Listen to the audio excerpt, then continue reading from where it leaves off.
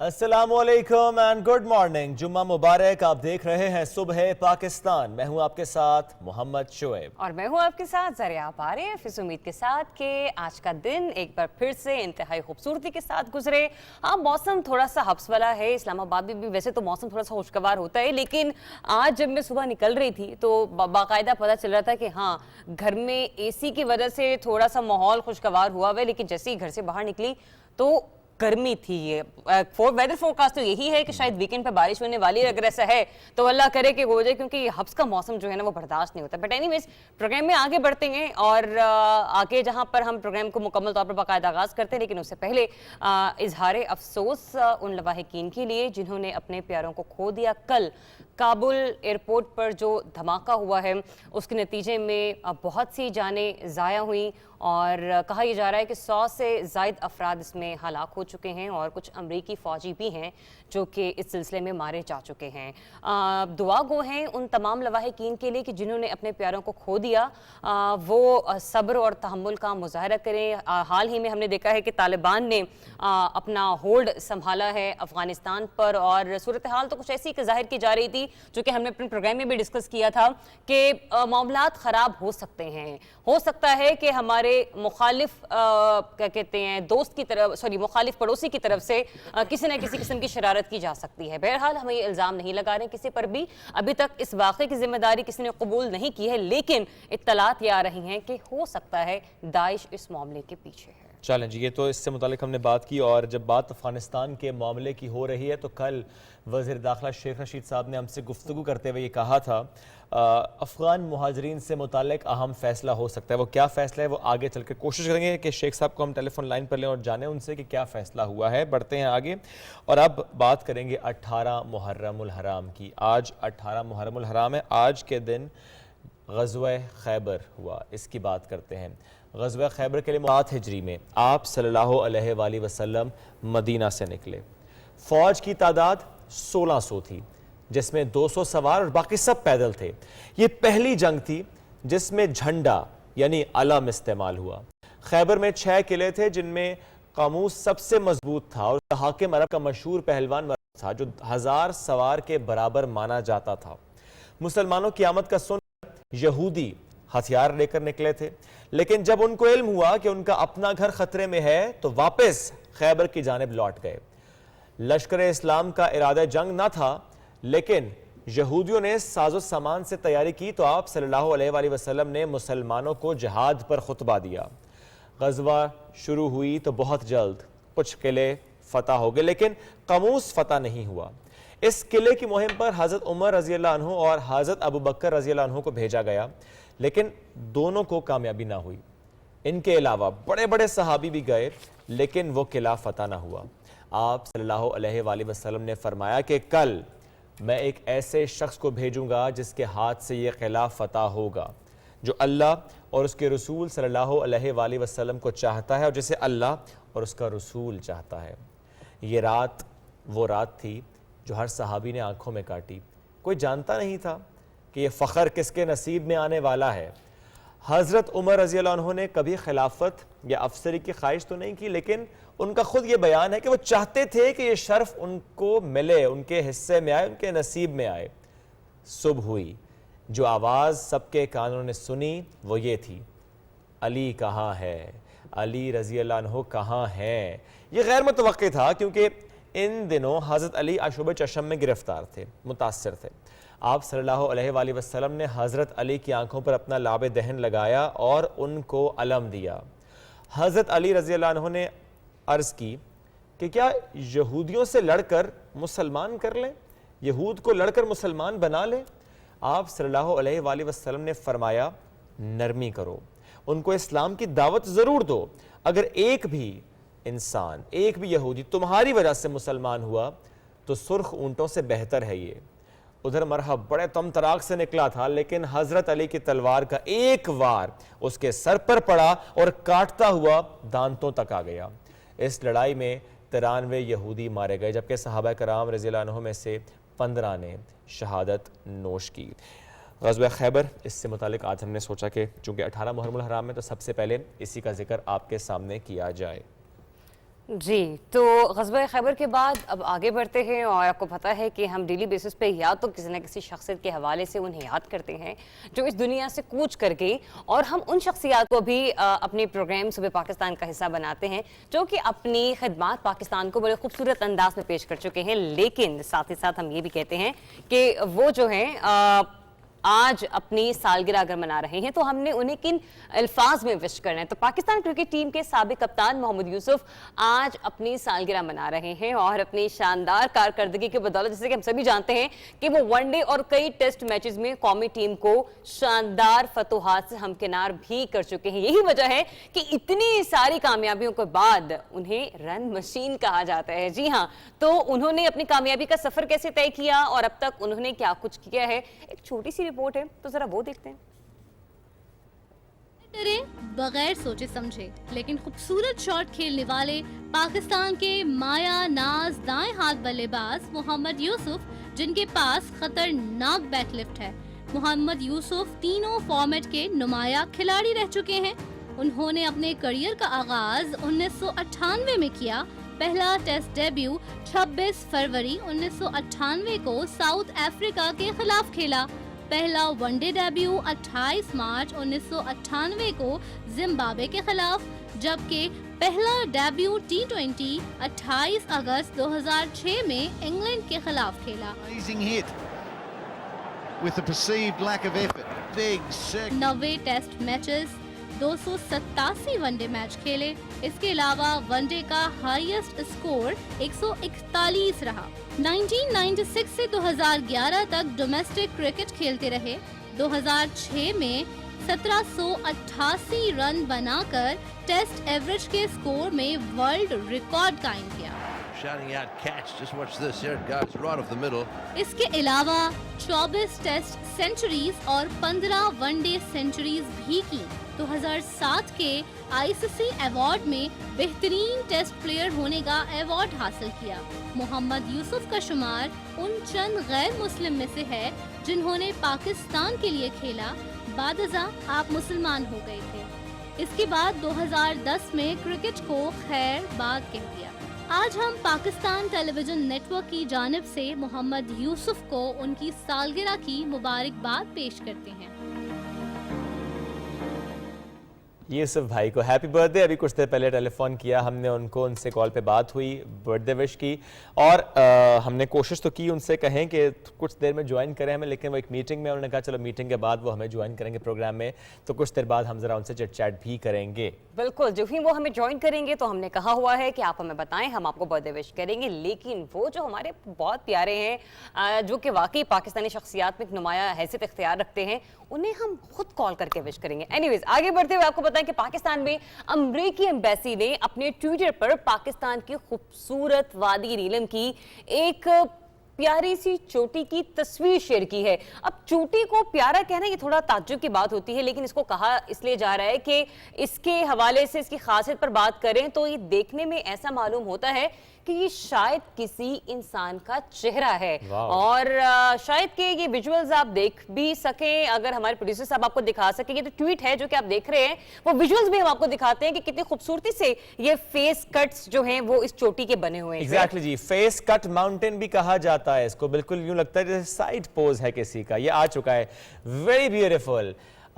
Embassy की जानिब से दरख्वास्त भी की गई है कि अगर आप किसी को खराज तहसीन पेश करना चाहते हैं तो ख़वातीन की मसावात के कैप्शन के साथ हमारे साथ तस्वीरें शेयर करें। तो बड़ी खूबसूरत, बड़ी प्यारी सी तस्वीर उनकी जानिब से शेयर की गई है। दिल तो ये चाह रहा है उड़कर चले जाए नीलम वैली, लेकिन हम नीलम वैली तो नहीं जा रहे। कहाँ जा रहे हैं? हम जा रहे हैं स्वात और घूमने फिरने के साथ साथ हम प्लान कर रहे हैं कि वहां पर जो प्यारे प्यारे स्पॉट्स हैं, जो अच्छी अच्छी जगह हैं, क्योंकि पाकिस्तान तहरीक इंसाफी गवर्नमेंट की बड़ी कोशिश है कि टूरिज्म को ज्यादा से ज्यादा प्रमोट किया जाए।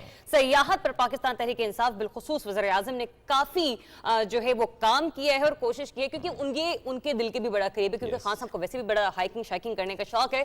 तो ये अच्छी बात है कि अगर आप हेल्दी एक्टिविटीज को अपनी जिंदगी का हिस्सा बनाते हैं। अब आप यहाँ से देखें कि जो अमेरिकी एम्बेसी है वो इस किस्म की पिक्चर्स को ट्वीट करके शेयर कर रही है, तो भाई जो पाकिस्तान में खुद मौजूद हैं वो इन हसीन नजारों से लुत्फानंदोज क्यों ना हो। एग्जैक्टली जी, हम जाएंगे इस वीकेंड पे स्वात, आपको लेकर चलेंगे गबीन जब्बा, इसके अलावा मरगजार और इस्लामपुर, बहुत सी और लोकेशन है जहां पर हम आ रहे हैं। तो स्वात वालों, आ रही है सुबह पाकिस्तान की टीम दिखाने के लिए कितना खूबसूरत, कितना प्यारा है मेरा स्वात। इसके अलावा जब बात हम खूबसूरती की करते हैं तो क्यों ना बात तारीख की भी हो। तारीख के कई ऐसे पहलू हैं जो आप और हम नहीं जानते स्वात से मुताल्लिक। हम कोशिश करेंगे कि वो भी आपके सामने रखें। एक एक्सकवेशन से मुताल्लिक भी जिक्र होगा, एक बहुत बड़ी एक्सकवेटिंग साइट है, वहां पर आपको लेकर जाएंगे और दिखाएंगे कि वहां पर क्या हो रहा है। अबसिन चीना, बड़ा मुश्किल सा इसका नाम है। नहीं, मुझे तो वो अभी भी जब्बा नहीं, जब्बा से पहले क्या था? गबीन। हाँ, कल भी मैं बड़ी इतनी एक्साइटेड थी, मैंने किसी दोस्त को बता रही थी, पता है मैं स्वात जा रही हूँ, और ऐसे उन्होंने कहा अच्छा जा कहाँ रहे हो तुम लोग? तो मैंने कहा कि ना हम किसी जब्बा पे जा रहे हैं। तो उन्होंने कहा जरा आप जब्बा से पहले कुछ तो होगा। मैंने कहा कुछ कुछ करके है, तो वो मुझे समझ गब्बा छब्बा, तो अभी फिर मैंने आते साथ ही शेयर से वो मालम जब्बा ज्यादा मशहूर है ना। हाँ, सब मालम जब, मैंने कहा नहीं मालम नहीं है, कुछ है जो गब से शुरू हो रहा है, बट कोई भी उसको नहीं एक्सप्लोर कर पाया। यही वजह है कि वो नाम, वो जगह जो मोस्टली लोग नहीं जानते हैं, हम वो भी सुबह पाकिस्तान का हिस्सा बनाएं, ताकि आप देख सके, जान सके कि अल्लाह ताला ने पाकिस्तान को कितने खूबसूरत नजारों से नवाजा हुआ है। क्या बात है जी। तो बड़े खूबसूरत से लफ्ज है ना, मालम जब्बा, गबीन जब्बा। गबीन से आई थिंक शहद बनता है, जब्बा मींस चश्मा, तो ये शहद का चश्मा या शहद की जगह या मीठा चश्मा। चले लेट्स सी कि क्या है जी वहां पे। मैं एक बार गया था, लेकर भी आएंगे। शहद चूत नहीं मिलेगा आपको वहां पर, लेकिन वो जगह ऐसी है कि आप उसके नज़ारों में बिल्कुल खो से जाएंगे। तो चलें जी, तैयार रहें आप, नेक्स्ट वीक हम आपको वो सेगमेंट्स दिखाएंगे। चलें बढ़ते हैं आगे। अब जरा बात करते हैं पाकिस्तान तहरीक इंसाफ की गवर्नमेंट ने जो 3 साल मुकम्मल किए। गुज़श्ता रोज़ अहम तकरीब हुई कन्वेंशन सेंटर में 3 साल मुकम्मल होने के बाद, और उसके साथ उन्होंने एक बुक भी दी तमाम जो वहाँ पर लोग आए थे।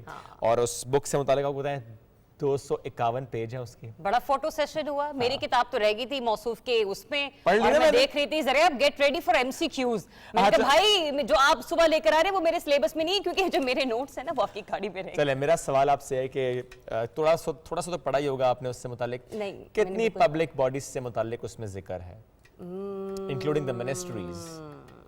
I think more than 20। Double कर ले, 44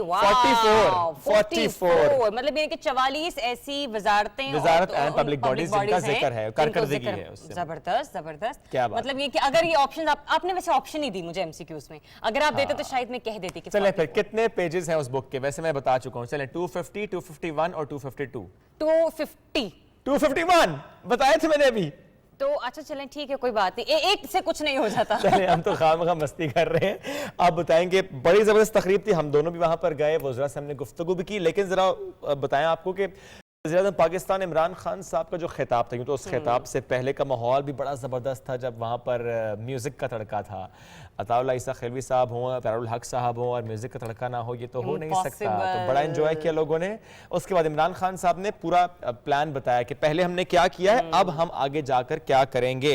उन्होंने कहा कि 10 डैम अगले 10 सालों में बना दिए जाएंगे। ये बहुत अच्छी बात है जो की गई है, क्योंकि माजी में ऐसा कभी हुआ नहीं है। वाटर रिजर्वायर्स को इतना सीरियस नहीं लिया गया, और अब इस हुकूमत ने इसको लिया है। उन्होंने कहा कि एक करिकुलम यानी एक निसाब का जो मामला इतना आसान नहीं था, इस पर हुकूमत ने काम किया है। और बलूचिस्तान हो, कबायली इस्लाम, वो तमाम इलाके जो थोड़े से हमने देखा कि पीछे रह गए, अब उनको अपलिफ्ट किया जा रहा है, ताकि वो भी उसी तरीके से और ये बड़ी अच्छी बात है। माजी की हुकूमतों की जो तरजीहात थी वो थी बड़े सूबों की तरफ, बड़े शहरों की तरफ, बिल्कुल। लेकिन अब सूबे बलूचिस्तान को जिस तरह से डेवलप किया जा रहा है, ये एक काबिल सत्ताइश बात है। सी पैक का मंसूबा हम देखते हैं कि उसके साथ बिल्कुल जुड़ा हुआ है, और यही वजह है कि सी पैक पर भी दुनियाए ममालिक की बहुत नजर है। तो बलूचिस्तान के लोगों में जो एहसास महरूमी थी, वो पाकिस्तान तहरीक इंसाफ की गवर्नमेंट ने दी, वो माजी की उन हुकूमतों ने दी जो कि प्रायोरिटी का हिस्सा नहीं थी। तो बलूचिस्तान के लोगों की महरूमी को खत्म करने के लिए वहां पे बेहतरीन मौके रोजगार के पैदा किए जा रहे हैं, और उस पर भी काम किया जा रहा है। और इसके अलावा जो आबादी के लिहाज से सबसे बड़ा सूबा है पंजाब, क्योंकि जब हम बात करते हैं कि माजी की हुकूमतों का फोकस क्या रहा, एक शहर जैसे कि लाहौर, लेकिन अब इमरान खान साहब ने कहा है इस साल के आखिर में पूरे पंजाब के शहरियों के लिए सेहत कार्ड मौजूद होगा। ये बड़ा ज़बरदस्त उनकी तरफ जानिब से ऐलान किया गया। चलें जो खिताब उन्होंने किया उससे मुतालिक भी आपको डिटेल्स दें कि उन्होंने ये भी कहा था कि हमारे लिए इक़्तिदार संभालते ही एक मुश्किल वक्त था, टीम नई थी, मालूम नहीं था हालात कैसे हैं, कितने ख़राब हैं, पैसे नहीं थे यानी ख़जाना खाली था, तो मजबूरन IMF के पास जाना पड़ा। इस मौके पर सऊदी अरब हो और चीन हो, अगर ये मदद ना करते, ये पाकिस्तान का हाथ ना थामते तो मुश्किल होती और बहुत ज़्यादा मुश्किल होती। लेकिन खान साहब ने क्या कहा, मुश्किल वक्त में भी रोते नहीं हैं, रोना धोना नहीं चाहिए, ये अल्लाह का निज़ाम है। उन्होंने एग्जाम्पल दी, क्रिकेट में जब मुश्किल वक्त आता था तो पूरा तज्जिया करता था, मुश्किल वक्त में गलतियों से सीखता था। दुनिया में कोई भी लीडर शॉर्टकट से नहीं बनता, ऐसे नहीं हो सकता कि कोई पर्ची पकड़कर लीडर बन जाए।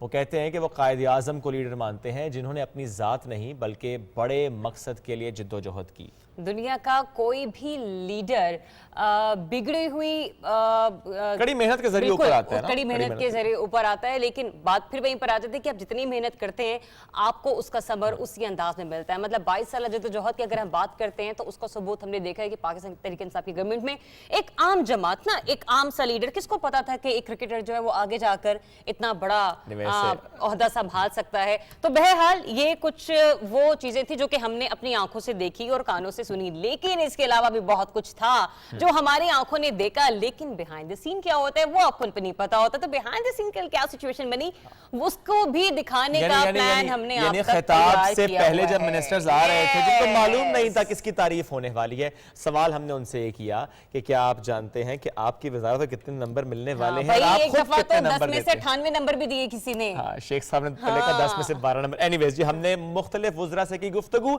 आपको दिखाते हैं उस इवेंट का हाल, क्योंकि हम दोनों थे वहीं पर मौजूद। लगन हमारी, मंजिल हमारी, इंसाफ, इंसानियत, खुददारी हमारी। तो ये है आज का पैगाम पाकिस्तान तहरीक इंसाफ की 3 साल कारकर्दगी के इस खूबसूरत से इवेंट पर हम मौजूद हैं। मैं और शुएब सुबह पाकिस्तान का प्लेटफॉर्म से। वो अलग बात है कि सिर्फ वो नहीं है, लेकिन जो शख्सियात यहाँ पर मौजूद हैं वो अक्सर प्रोग्राम की जीनत बनती रहती हैं। तो बहुत सारे लोग हैं यहाँ पर, बहुत सारी वजारतों के वजीर यहाँ पर मौजूद हैं, खवातीन हैं और मर्द वजीर यहाँ पर मौजूद हैं। तो उनसे आज मैंने बातचीत करनी है। पूछना क्या है, लेकिन शुएब हमने हमारा सवाल होगा अपनी वजारत को कितने नंबर देते हैं, कौन सी वजारत ऐसी है जो उन्हें लगता है कारकर्दगी उसकी बहुत बेहतर रही है। इस इवेंट में जो वज़रा आए हैं वो क्या राय रखते हैं, अगले 2 साल क्या उन्होंने करना है। और एक और इम्पॉर्टेंट क्वेश्चन हमने पूछना शुएब उनसे, और वो क्वेश्चन ये होगा, अपनी वजारत को तो नंबर देने ही देने हैं, ऐसी कौन सी वजारत है जिसको देख के आपको रश्क आता है? तो ये जवाब मिलेगा हमें? बिल्कुल उम्मीद है मिल जाएगा, हो सकता है सियासी जवाब मिले। चलते हैं आगे और उनसे गुफ्तगू करते हैं। आइए जी। Stay tune. वज़ीर दाखिला शेख रशीद साहब यहाँ पर मौजूद हैं। अब ज़रा सवाल उनसे करते हैं, अपने मिनिस्ट्री को 10 में से कितने नंबर देते हैं शेख साहब को? अस्सलाम वालेकुम शेख साहब। 10 में से 12। 10 में से 12 नंबर कुछ ज्यादा नहीं हो गया शेख साहब? भाई आपने रखे ही 10 हैं, आप 100 रखते तो मैं 98-90 का। किस मिनिस्ट्री को आप समझते हैं कि उसके नंबर 12 से भी ज़्यादा है?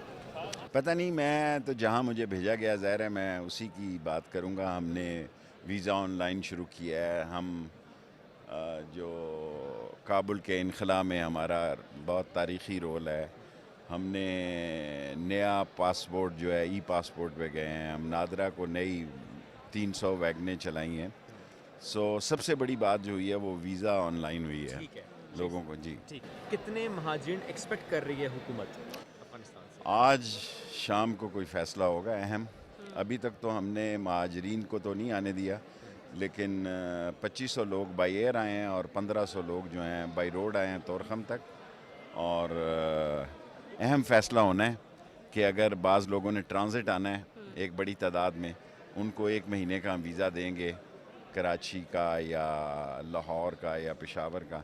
सो अभी तक शेख साहब नेक्स्ट 2 कमिंग ईयर्स में क्या एक्सपेक्टेशंस हैं वज़ारत दाखिला की बाकी सिक्योरिटी? देखें, सिक्योरिटी मामलात सबसे बड़ा चीन है, जिसके ख़िलाफ़ जो है दुनिया नहीं चाहती कि CPEC हमारी शाराग है। और TTP तो अफ़गानिस्तान में तालिबान के आ जाने के बाद उन्होंने बड़ा वाज़ेह कहा कि अपनी सरज़मीन को किसी के ख़िलाफ़ इस्तेमाल नहीं होने देंगे, ना हम अपनी सरज़मीन को होने देंगे। BLA का मसला है और वो CPEC के दुश्मनों से हमने निपटना होगा। और हमने अभी मॉडर्न टेक्नोलॉजी पे जा रहे हैं, 1192 कैमरे लगाने जा रहे हैं और इस्लामाबाद में, और 8 ड्रोन्स हमने लिए हैं।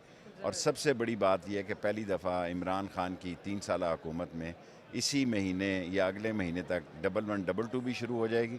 सारी चौकियां हमने ख़त्म कर दी हैं, मोबाइल्स हैं, और 1122 के अलावा जो हमारा हमने जो कब्ज़े हैं वो हज़ारों एकड़ की तादाद में लोगों से छड़वाए हैं।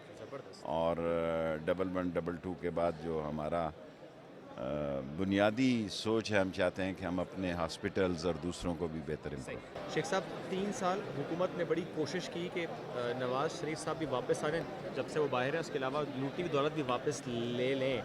अगले 2 साल में आप देख रहे हैं कि कोई ऐसा ब्रेक थ्रू का कोई पॉसिबिलिटी नज़र आ रही है? देखें, वो तो नहीं आएगा, लेकिन आप ये देखें कि कम से कम इमरान खान की हुकूमत में इन लोगों पे हाथ डाला गया है, और ये बड़ी बड़ी जो शख्सियतें अपने आप को महात्मा समझती थी वो जेलों की नज़र हुई हैं, और इतना ही कोशिश हो सकती थी जो की गई है, और ये कोशिश जारी है, क्योंकि इमरान खान का पहला नारा ही एहतसाब है और लोगों ने उन्हें एहतसाब के लिए वोट दिया। भारत को मुंह की तो खानी पड़ी अफगानिस्तान में, लेकिन इस वक्त हमारी इंटेलिजेंस क्या बता रही है? क्या भारत खामोश हो गया? देखें, खामोश तो वो कभी नहीं होगा। वो अपनी इन्वेस्टमेंट पाकिस्तान को अंदर से डिस्टेबल करने की जारी रखेगा, लेकिन उसको बहुत बड़ी शिकस्त हुई है। उसके $1 बिलियन और उसके 40 साल की इन्वेस्टमेंट सारी तबाह बर्बाद हो। We are ready for everything. Thank you so much, sir. Thank you. चलें जी, बढ़ते हैं आगे। अब परवेज खटक साहब हमारे साथ मौजूद हैं। बड़ी मुश्किल से हमने इन्हें मनाया कि हमसे बात कर लें, तो बहरहाल वो मान गए। पूछती हैं कि इनकी वजारत की कारकर्दगी कैसी रही और आने वाले 2 सालों में क्या एक्सपेक्टेशंस है सर? देखिए, अगर आप मेरी वजारत का पूछते हैं तो वजारत दिफा माशाल्लाह जब से पाकिस्तान बना बेहतरीन कारकर्दगी। आज जो पाकिस्तान बचा हुआ है दहशतगर्दी से और दुश्मनों से, यही वजारत दिफा है, हमारी आर्म फोर्सेस है जिन्होंने हमेशा कुर्बानियाँ दी और इंशाल्लाह देते रहेंगे। तो मेरे यकीन है कि जो सिस्टम हमारे दिफा का है, जो हमारे इन इदारों का है, अगर ये सिस्टम सारे मुल्क में आ जाए तो मैं समझता हूँ कि बेहतरीन निज़ाम, क्योंकि यहाँ पर ना सिफारिश है ना रिश्वत है और एक सिस्टमेटिक तरीका है। तो मेरे तो प्राइम मिनिस्टर भी अपील है कि अपने निज़ाम को स्ट्रॉन्ग करें ताकि लोगों को डिलीवर करें। परवेज खटक साहब, एक बात हर बजट के बाद की जाती है अवाम की तरफ से, क्योंकि मालूम नहीं होता। वो कहते हैं जी 80% जो बजट है वो दिफा पर लग जाता है। सर, ऐसा होता है? कितना फीसद बजट पाकिस्तान का दिफा पर लगता है? नहीं, देखें, पाकिस्तान का बजट जो आता है वो तकरीबन 5-6 हज़ार अरब, दिफा पर 1100-1200 अरब खर्च होता है और ज़रूरत है इस मुल्क की। तो ऐसा नहीं है, गलत इन्फॉर्मेशन है। इसके अलावा और भी फंड्स आते हैं, सिर्फ ये नहीं है, तो दिफा पे सारा खर्च नहीं होता। फैमिला साहिबा, यूँ तो हमने एक नशिस्त की ज़ाहिर है ओलंपिक्स को लेकर, वो मामला कहाँ पहुँचा, उस मामले पे हम कहाँ खड़े हैं? जी अल्हम्दुलिल्लाह हमारी स्पोर्ट्स पॉलिसी तैयार है और बस अब ये है कि कैबिनेट में आनी है। और जो ओलंपिक की आपने, क्योंकि जितनी वीकनेसेस, जितना जो भी चीज़ें सामने आई हैं, उन सब को हमने उस पॉलिसी में एड्रेस किया है। और मेरी कोशिश तो ये थी कि जो 3 साल हम मना रहे हैं, इसमें एक भरपूर तरीके के साथ हम स्पोर्ट्स पॉलिसी को भी सेलिब्रेट करते। पर अल्हम्दुलिल्लाह जो भी प्राइम मिनिस्टर का इस हवाले से कि करप्शन और ये जो माफिया वाली वो है, वो जो हमने इस इदारे में और यहाँ देखी, तो उस चीज़ों को एड्रेस करना बहुत ही मुश्किल इशू एड्रेस हुआ था और प्राइम मिनिस्टर की तरफ से बड़ा सख्त एक जुमला भी आया था कि आप छोड़ दें। वो मामला कहाँ तक पहुँचा? आपको भी पता है कि हम लोग बात करते हैं कि जो जिम्मेदारान है, जिनकी वजह से हमने सूरत हाल अभी देखी रिसेंटली ओलंपिक्स में, क्या वो अपने ओहदे से मुस्ताफ़ी होने का कोई रखते हैं इरादा? देखिए, करना चाहिए अगर हुकूमत और आवाम ये चाहती है और पूरा पाकिस्तान अगर ये मांग रहा है इस वक्त। और एक चीज़ है कि देख ली कारकर्दगी, 17 साल से कारकर्दगी देख रहे हैं और हर आने वाले वक्त के साथ वो नीचे जा रहा है। और जिस तरह फेडरेशंस ख़त्म हो गई, जिस तरह वो क्लब लेवल पे, ग्राउंड लेवल पे, ग्रास रूट के लेवल पे वो टैलेंट हंट नहीं हो रहा, तो ये सब चीज़ें हैं कि जिसके लिहाज से उन्हें सोचना चाहिए। और जो हुकूमत इम्पॉर्टेंट कारकर्दगी ऑफ एनी काइंड ऑफ वजारत, मतलब कौन सी ऐसी वजारत इसको समझते हैं कि हाँ इन्होंने बड़ा बेहतर परफॉर्म किया, टॉप पे बड़ा ऊपर जा रहे हैं? देखिए, टू बी ऑनेस्ट, हर मिनिस्टर मैंने देखा है मेहनत कर रहा है, नहीं, जो फैक्चुअल है, हर मिनिस्टर बहुत मेहनत कर रहा है और यहाँ वो जिस तरह हर मिनिस्टर को अकाउंटेबल भी किया जाता है विद द टास्क एंड गोल, वो सब हो रहा है। बाकी यकीनन इस वक्त के हालात में आपकी फॉरेन पॉलिसी इस वक्त बहुत ज़रूरी है। एक बात और, अब क्योंकि बात बैन सूबाई कोऑर्डिनेशन की हो रही है, बाकी सूबों में तो पाकिस्तान तरीके इंसाफ ही है, क्या सिंध से कोऑर्डिनेट करना मुश्किल हो रहा है? जी बिल्कुल होता है, कुछ ज़्यादा ही हो जाता है, लेकिन आई थिंक ओवरऑल क्योंकि सूबों में अभी सारे सूबों में उस तरह की कोऑर्डिनेशन नहीं आ रही है, पर ज़्यादा रेजिस्टेंस सिंध से आती है। शिकवा है आपका ये? जी है, बिल्कुल है, क्योंकि ये 18वीं तरमीम की स्पिरिट नहीं थी। 18वीं तरमीम मैंने बहुत करीब से और मैं उसके एज अ स्पीकर वो किया है। 18वीं तरमीम की स्पिरिट कोऑपरेटिव फेडरलिज्म की थी।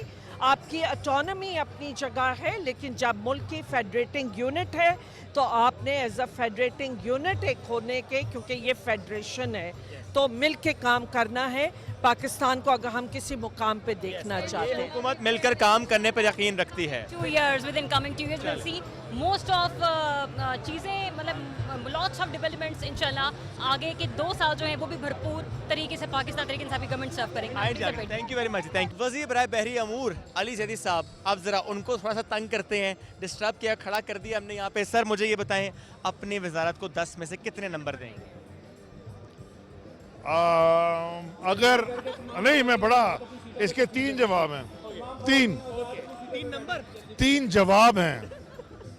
अगर कंपेयर करूँ ना जो पहले होता रहता था, तो 10 में से 10 दूंगा।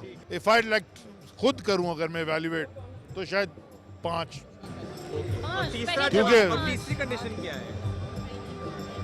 जब पूरे 5 साल हो जाएंगे फिर अब मैं बताऊंगा कि कितने नंबर देता हूँ, क्योंकि जो हमने काम किए वो पहले कभी हुए ही नहीं थे। 5 काटे क्यों? क्योंकि मैं अपना बार और ऊपर रखना चाहता हूँ, मैं अपने आप को और ऊपर करना चाहता हूँ। और ये भी बताइए मैंने कि इसलिए आपसे कौन कहा सी- कि इसलिए मैंने आपसे कहा कि इफ यू अगर मैं अपने आप को अपने 3 साल को पिछले 20 साल से इस वजारत में कंपेयर करूं, तो फिर मैं आपको 10 में से 10 दूंगा। अगर मैं खुद कंपेयर करूं कि मैं क्या करना चाहता हूं, तो फिर मैं अपने आप को, मुझे और बहुत कुछ करना है अभी। सर एक आगे सवाल ये कि कौन सी ऐसी वजारत है जिसको आप कहेंगे हाँ इन्होंने वाकई अच्छा परफॉर्म किया? सारों ने प्राइम मिनिस्टर ऑफिस। अली अमीन गंडापुर साहब हमारे साथ मौजूद हैं और इनसे बात करते हैं कि किस किस वजारत को बेहतर समझ रहे हैं और आने वाले सालों में क्या विजन रखते हैं? बिस्मिल्लाहिर्रहमानिर्रहीम। मैं तो ये समझता हूँ कि असल जो चीज़ है वो हमारी कौमी खुददारी, वो बहुत मैटर करती है। ये मुल्क हासिल करने के लिए हमारे बावजदार ने बड़ी कुर्बानियाँ दी हैं, और मैं समझता हूँ कि पहली दफ़ा कोई तकरीबन 5 दहाइयों के बाद आज पाकिस्तान उस मकाम पे खड़ा है कि पाकिस्तान की एक इज़्ज़त है। आज हमें एक ऐसा leader prime minister Imran Khan मिला है जो आंखों में आंखें डाल के बात कर रहा है और अपने मुल्क की इंटीग्रिटी पे कम्प्रोमाइज़ नहीं कर रहा। ये पहली चीज़ है। दूसरी चीज़ जो है, हमारे मुल्क का बड़ा नासूर जो है वो करप्शन है। आप देखें कि माशाल्लाह अभी नैब ने इतने कम टाइम में पिछले केसेस के बहुत ज़्यादा जो है पैसा जो है वसूल कर लिया है, और अब एक इदारा बन चुका है नैब, इसलिए बना था कि लोगों को वो अकाउंटेबल कर रहा है। और ये हमारी बेसिकली हमारा मेन मसला यहीं पे है। साथ साथ जितने भी हमारे हैं इदारे बाकी, उनमें रिफॉर्म्स हो रहे हैं और हम उस तरफ चल पड़े हैं कि जिस मकसद के लिए पाकिस्तान को हासिल किया गया था इंशाल्लाह। और आने वाले टाइम में आप देखेंगे इस तरह इकानमी बेहतर हो रही है, करंट अकाउंट डेफिसिट हमारा ख़त्म हो गया बल्कि सरप्लस हो गया है। तो यही ये चीज़ें हैं जो कौम को बनाती हैं और आगे बढ़ाती हैं। अब सर ज़रा कश्मीर से मुताल्लिक बताएं, ज़रा डायरेक्टली आप उस मामले को देखते हैं। आइंदा आने वाले सालों में आपको क्या लगता है, वाकई मसला कश्मीर हल होने वाला है? देखिए जी, अब आप ये देखें कश्मीर में इलेक्शन हुआ तो उधर मैंने भारी हैसियत से जीता, जीबी में हमने जीता, तो ये आप देखें कि परफॉर्मेंस थी तो उन लोगों ने हमारे पे एतमाद किया ना। दूसरी जो बात है वो ये है कि इंशाल्लाह मसला कश्मीर को इमरान खान साहब ने उजागर किया है। अब पहली दफ़ा आप देखें कि यूरोपियन यूनियन, अमेरिकन सेनेटर्स, इसके अलावा ह्यूमन राइट्स के इदारे और OIC, ये सब मिल के बात कर रहे हैं कश्मीर के हकूक़ के लिए। तो ये हमारी पहली कामयाबी है। दूसरी जो बहुत से लोग इस चीज़ को नोटिस नहीं करते वो ये है कि मैं आपके दोस्तों से बताना चाहता हूँ कि पहली दफ़ा इंडिया समझ चुका है कि प्लेबिसाइट होगा, राय शुमारी होनी है, इसलिए वो इंडियंस को डोमिसाइल दे के कश्मीरी सिटीजन बनाने की कोशिश कर रहा है। तो इंशाल्लाह वो समझ चुका है और मैं समझता हूँ कि वक्त करीब है कि इंशाल्लाह आज़ादी मिलेगी कश्मीर के लोगों को। वहाँ पर अपने लोगों को डोमिसाइल दिया जा रहा है, पाकिस्तान इस मामले को किस हद तक उठा रहे हैं? हम इसको मुसरात कर रहे हैं और उसमें जब प्लेबिसाइट होगा ये लोग काउंट नहीं होंगे उसमें, पहली बात। दूसरी बात ये कि कि वो जो हरकत उसने की है उसे इंटरनेशनली उसने डैमेज किया है, अपने आइन को तोड़ा, यूएनएससी के रेजोल्यूशन को तोड़ा। तो उन सब चीज़ों की वजह से आज हम जो है माशाल्लाह फ्रंट लाइन पे आ गए हैं और इमरान खान ने फ्रंट फुट डिप्लोमेसी की है, जिसकी वजह से आज मोदी का एक चेहरा बेनिकाब किया है। हिंदुत्व का कॉन्सेप्ट जो है जिस तरीके से अक़लियतों के साथ ज्यादती हो रही है इंडिया में। एक हल्का सा सवाल, कौन सी कारकर्दगी की वजारत बेहतर लगी आपको अपनी वजारत छोड़ के? मैं समझता हूँ कि हमारा जो बेस्ट परफॉर्मेंस है वो बेसिकली हमारे लीडर इमरान खान साहब की है। जो भी तब्दीली आ रही है बेसिकली उनके विजन की वजह से आ रही है। Thank you so much sir, please set please. Usman Dar साहब पकड़ लिया उनको हमने, ज़रा सवाल करते हैं कि 3 साल में अपनी ही कारकर्दगी को किस तरह से वो देखते हैं, नंबर कितने देते हैं? सर अपने आप को नंबर देना 10 में से कितने देंगे? रिपोर्ट कार्ड आप देखिए, अगर आप देखें तो यूथ एक डिवॉल्व सब्जेक्ट है और उसको मद्देनज़र रखते हुए, जो कि 18वीं तरमीम के बाद ये सूबों की ज़िम्मेदारी थी, तो प्राइम मिनिस्टर इमरान खान ने ख़ास तौर पर एक यूथ अफेयर्स विंग बनाया प्राइम मिनिस्टर ऑफिस में, तो फिर तो 10 में से 10 मिलने चाहिए। हमने कामयाब जवान प्रोग्राम का आगाज़ भी किया और पहली दफ़ा 100 अरब रुपए रखे गए पाकिस्तान के नौजवानों के लिए और उसमें से तकरीबन 25 अरब रुपए हमने पिछले 2 साल हमारी ये परफॉर्मेंस है, क्योंकि ये 2019 अक्टूबर को लॉन्च किया गया था, तो 25 अरब रुपए हम कर चुके हैं। बाकी मांदा जो 75 बिलियन है वो इंशाल्लाह ताला अगले 2 साल में तकसीम करेंगे। 1 लाख नौजवानों को हमने कारोबार शुरू करवाना है, तकरीबन 20,000 कर चुके हैं। तो सफ़र जारी है हमारा। पूरा 1 साल कोरोना पेंडेमिक की वजह से ज़ाया हुआ। इसी तरह तकरीबन 2 लाख के करीब नौजवानों को हमने टेक्निकल एजुकेशन दी है कामयाब जवान हुनरमंद पाकिस्तान में से, जिसमें से पहली दफ़ा 50,000 हाई एंड हमने ट्रेनिंग्स दी, लाख सवा लाख रुपए की स्किल स्कॉलरशिप्स दी है एक स्टूडेंट के लिए। और मुझे खुशी है 2,000 से 4,000 डॉलर आज हमारे नौजवान हाई टेक्स में, blockchain, artificial intelligence, cloud computing, big data, machine learning, ऐसे हमने इनको टेक्निकल कोर्सेज करवाए हैं और माशाल्लाह उनको रोज़गार मिल रहा है। 5 नए इनिशिएटिव का आगाज़ next week hopefully prime minister करेंगे स्पोर्ट्स में। तो ये सारा कुछ मैं आ रहा हूँ आपके प्रोग्राम में नेक्स्ट वीक, तो इंशाल्लाह ताला डिटेल बात करें। कुछ मिनिस्ट्री स्विच ओवर भी हुई हैं, तो इसलिए मैं ये समझता हूँ कि सब ने जिसको मौका मिला उन्हें अपनी तरफ से बेहतर कोशिश की है और इंशाल्लाह ताला हमारे लिए जो अगला चैलेंज है 2 सालों में वो पब्लिक को रिलीफ देना है जो चैलेंजेस, और उस पर इंशाल्लाह ताला हम काम। Thank you so much. पकड़ लिया हमने हमाद अजहर साहब को। वैसे तो बड़ी मासूम सी शख्सियत है, जब भी इनसे मुलाकात होती है और आज भी कुछ ऐसे नजर आ रहे हैं। हाँ, most handsome person of no doubt, no doubt. Imran Khan साहब के बाद मैं कहूँगा हमाद अजहर साहब। स्क्रीन पर आते हैं लोग कहते हैं बहुत प्यारी पर्सनैलिटी है, इसलिए मैंने बड़ी बड़ी मासूम सी शख्सियत है। खैर हमाद अजहर साहब, 3 साल कारकर्दगी से किस हद तक पाकिस्तान तहरीक इंसाफ आपको मुतमईन नजर आ रही है? नेक्स्ट 2 ईयर्स का विजन क्या है? देखिए, बहुत सारे ऑब्जेक्टिव्स थे जो हमने इन 3 साल में हासिल किए। हमने ये कहा था कि हम 3 साल में ये जो डूबती हुई मईशत हमें मिली थी, ना सिर्फ कि इसको इस्तेकाम देंगे बल्कि इसको ग्रोथ की तरफ लेके जाएंगे। तो आज पाकिस्तान के ज़र मुबादला के ज़खायर जो हैं वो 6 साल की बुलंद तरीन सतह पे हैं। पाकिस्तान इस वक्त 4.5% के करीब जो अंदाज़ा लगाया जा रहा है ग्रो कर रहा है और अगले साल 5% करेगा इंशाल्लाह ताला। ये भी एक हिस्टोरिक ग्रोथ है हमारी। इसके साथ हमारा जो सोशल वेलफेयर का वादा था, एहसास प्रोग्राम, सेहत इंसाफ कार्ड, लंगर खाने, पनाह गाह, इसका एक जाल हमने पूरे पाकिस्तान में बिछाया है और अब इंसाफ सेहत कार्ड का हम पंजाब के अंदर इजरा करने वाले हैं। इसके अलावा जो हमारी बिलियन ट्री सुनामी है वो अलहदा है। इसके अलावा हम आज रिकॉर्ड तरसील कर रहे हैं बिजली के निज़ाम की। जब हम आए थे 20,000 मेगावाट करते थे, आज 24,500 मेगावाट हम कर रहे हैं। इसके अलावा हमारी अगर आप सनत देखें तो एक्सपोर्ट्स में इजाफा हो रहा है, हमारी लार्ज स्केल मैन्युफैक्चरिंग में इजाफा हो रहा है। तो ये वो मुल्क है, मेरा कहने का मकसद ये है, जिसको आज से 3 साल पहले अगर हम ये कहें कि मईशत दिवालिया के करीब थी तो वो गलत नहीं होएगा। तो इस दिवालिया की मईशत को हमने मजबूत किया। बैनुल-अक़वामी सतह पे आज जो पाकिस्तान का मुकाम है वो आज तक शायद मेरा ख्याल है कि पिछले 20-30 साल में कभी ऐसे नहीं हुआ। पेंडेमिक में जिस तरह से मईशत को संभाला दिया गया है, नेक्स्ट क्वेश्चन ये कि कौन सी ऐसी वजारत है जिसके काम को दे के वाकई रश्क आता है? देखें, वजारत जो है वो एक नाम लेना मतलब नहीं, ये वजारतें जितनी भी हैं ना, हर वजारत एक चैलेंज है और उसे चैलेंज समझ के, और एक आम जिस तरह एक मज़दूर काम करता है हमेशा, इसको वजारत समझ के काम नहीं किया, इसको एक काम समझ के हमेशा काम हमने किया है। और अभी जो मेरी करंट वजारत है पेट्रोलियम की और पावर की, 2 वजारतें हैं। ये मैं समझता हूँ कि इस वक्त पाकिस्तान की सबसे चैलेंजिंग वजारतें हैं। और 10 में से कितने नंबर देंगे अपनी वजारत को?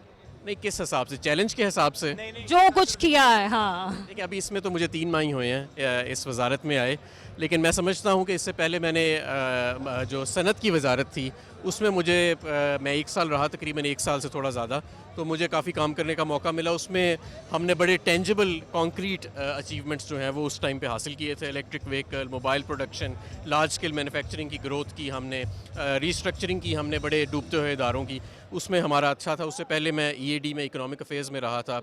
फैटफ की सरबराही जो मेरे पास रही उसमें हमें बहुत ज़्यादा अल्लाह के फजल से हमें कामयाबी मिली है, और आज हम वो उस सूरत हाल में नहीं है जहाँ हम 2-2.5 साल पहले थे। मतलब एक बात और, जब इमरान खान साहब खुद कहते हैं कि बेरोज़गारी और महंगाई एक बहुत बड़ा मसला, खुद सो नहीं पाते, तो इसको पेट्रोलियम प्राइसेस अगर हम देखें, क्या टैक्सेस कम करने से मुतालिक गौर हो रहा है कि टैक्सेस कम हो, पेट्रोलियम प्राइसेस कम हो?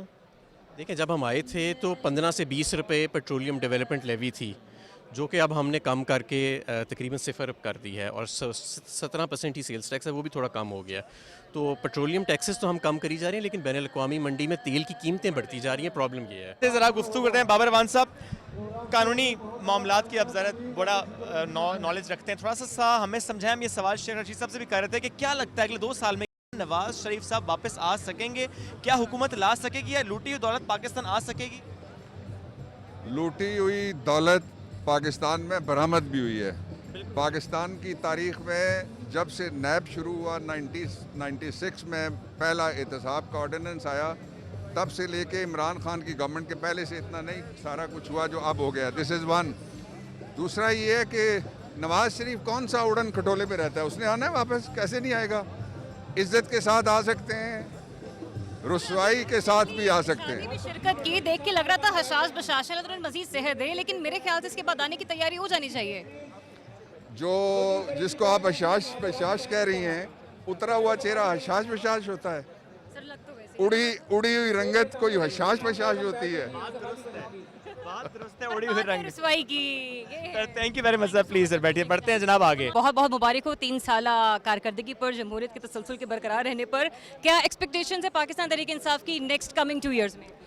जी देखें, हमने कोरोना के टाइम पे पाकिस्तान ने मिसाल कायम कर दी है दुनिया में कि कोरोना और मईशत को दुनिया के 3 ममालिक जो हैं, जिसमें न्यूजीलैंड, हांगकॉन्ग और पाकिस्तान ने दुनिया में मिसाल कायम कर दी है। 4% ग्रोथ दी है, हाईएस्ट एक्सपोर्ट्स है, गाड़ियों की जो है सबसे ज़्यादा सेल हुई है, स्टील की सबसे ज़्यादा सेल हुई है, सीमेंट की सबसे ज़्यादा सेल हुई है। सबसे इम्पॉर्टेंट ये है कि हमने गरीबों और किसानों के लिए जो मिसाली पैकेज दिए हैं, किसान पूरा उठ गया। तो अब जो आखिरी 2 साल होंगे वो हमारा ये तबका जो स्मॉल मीडियम एंटरप्राइजेस है और जो गरीब तबका है, इसके अब समरात उनको मिलेंगे। अली साहब ये बता दीजिए, बहुत सारी वजारतें हैं माशाल्लाह, लेकिन कौन सी ऐसी वजारत है जिसको आप 10 on 10 मार्क्स देती हैं, या कोई सी 3 बता दें आप? सब वजारतों ने बहुत अच्छा किया है, लेकिन मैं स्पेशली अपनी वजारत को तो बहुत अच्छा मार्क्स दूंगी।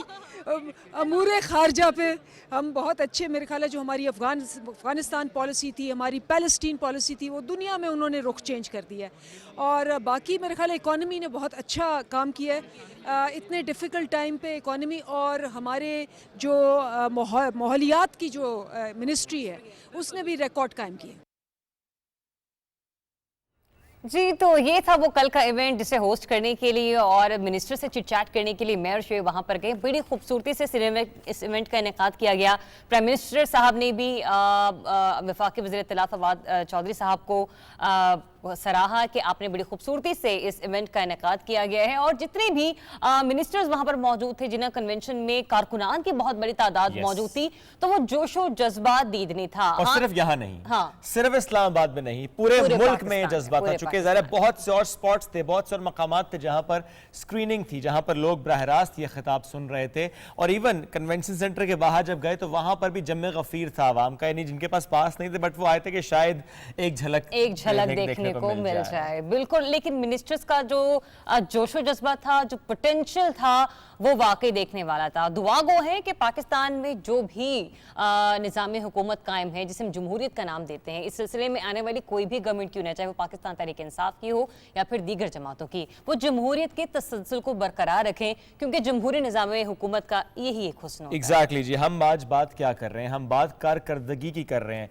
हर साल ये इवेंट्स होते हैं, बताया जाता है कि इस साल क्या क्या हुआ, अब हदफ क्या है, अहदाफ क्या है, कैसे आगे बढ़ना है, वो चाहे मईशत हो, वो चाहे कोई और सेक्टर हो, चाहे सेहत का शोबा हो, वो चाहे तालीम का मैदान हो, कैसे बढ़ना है हमें आगे, कैसे अपने चैलेंजेस पर काबू पाना है। क्योंकि जब भी किसी चैलेंज की बात होती है तो हम ये ज़रूर जिक्र करते हैं कि मसला तालीमी निज़ाम का सामने आता है।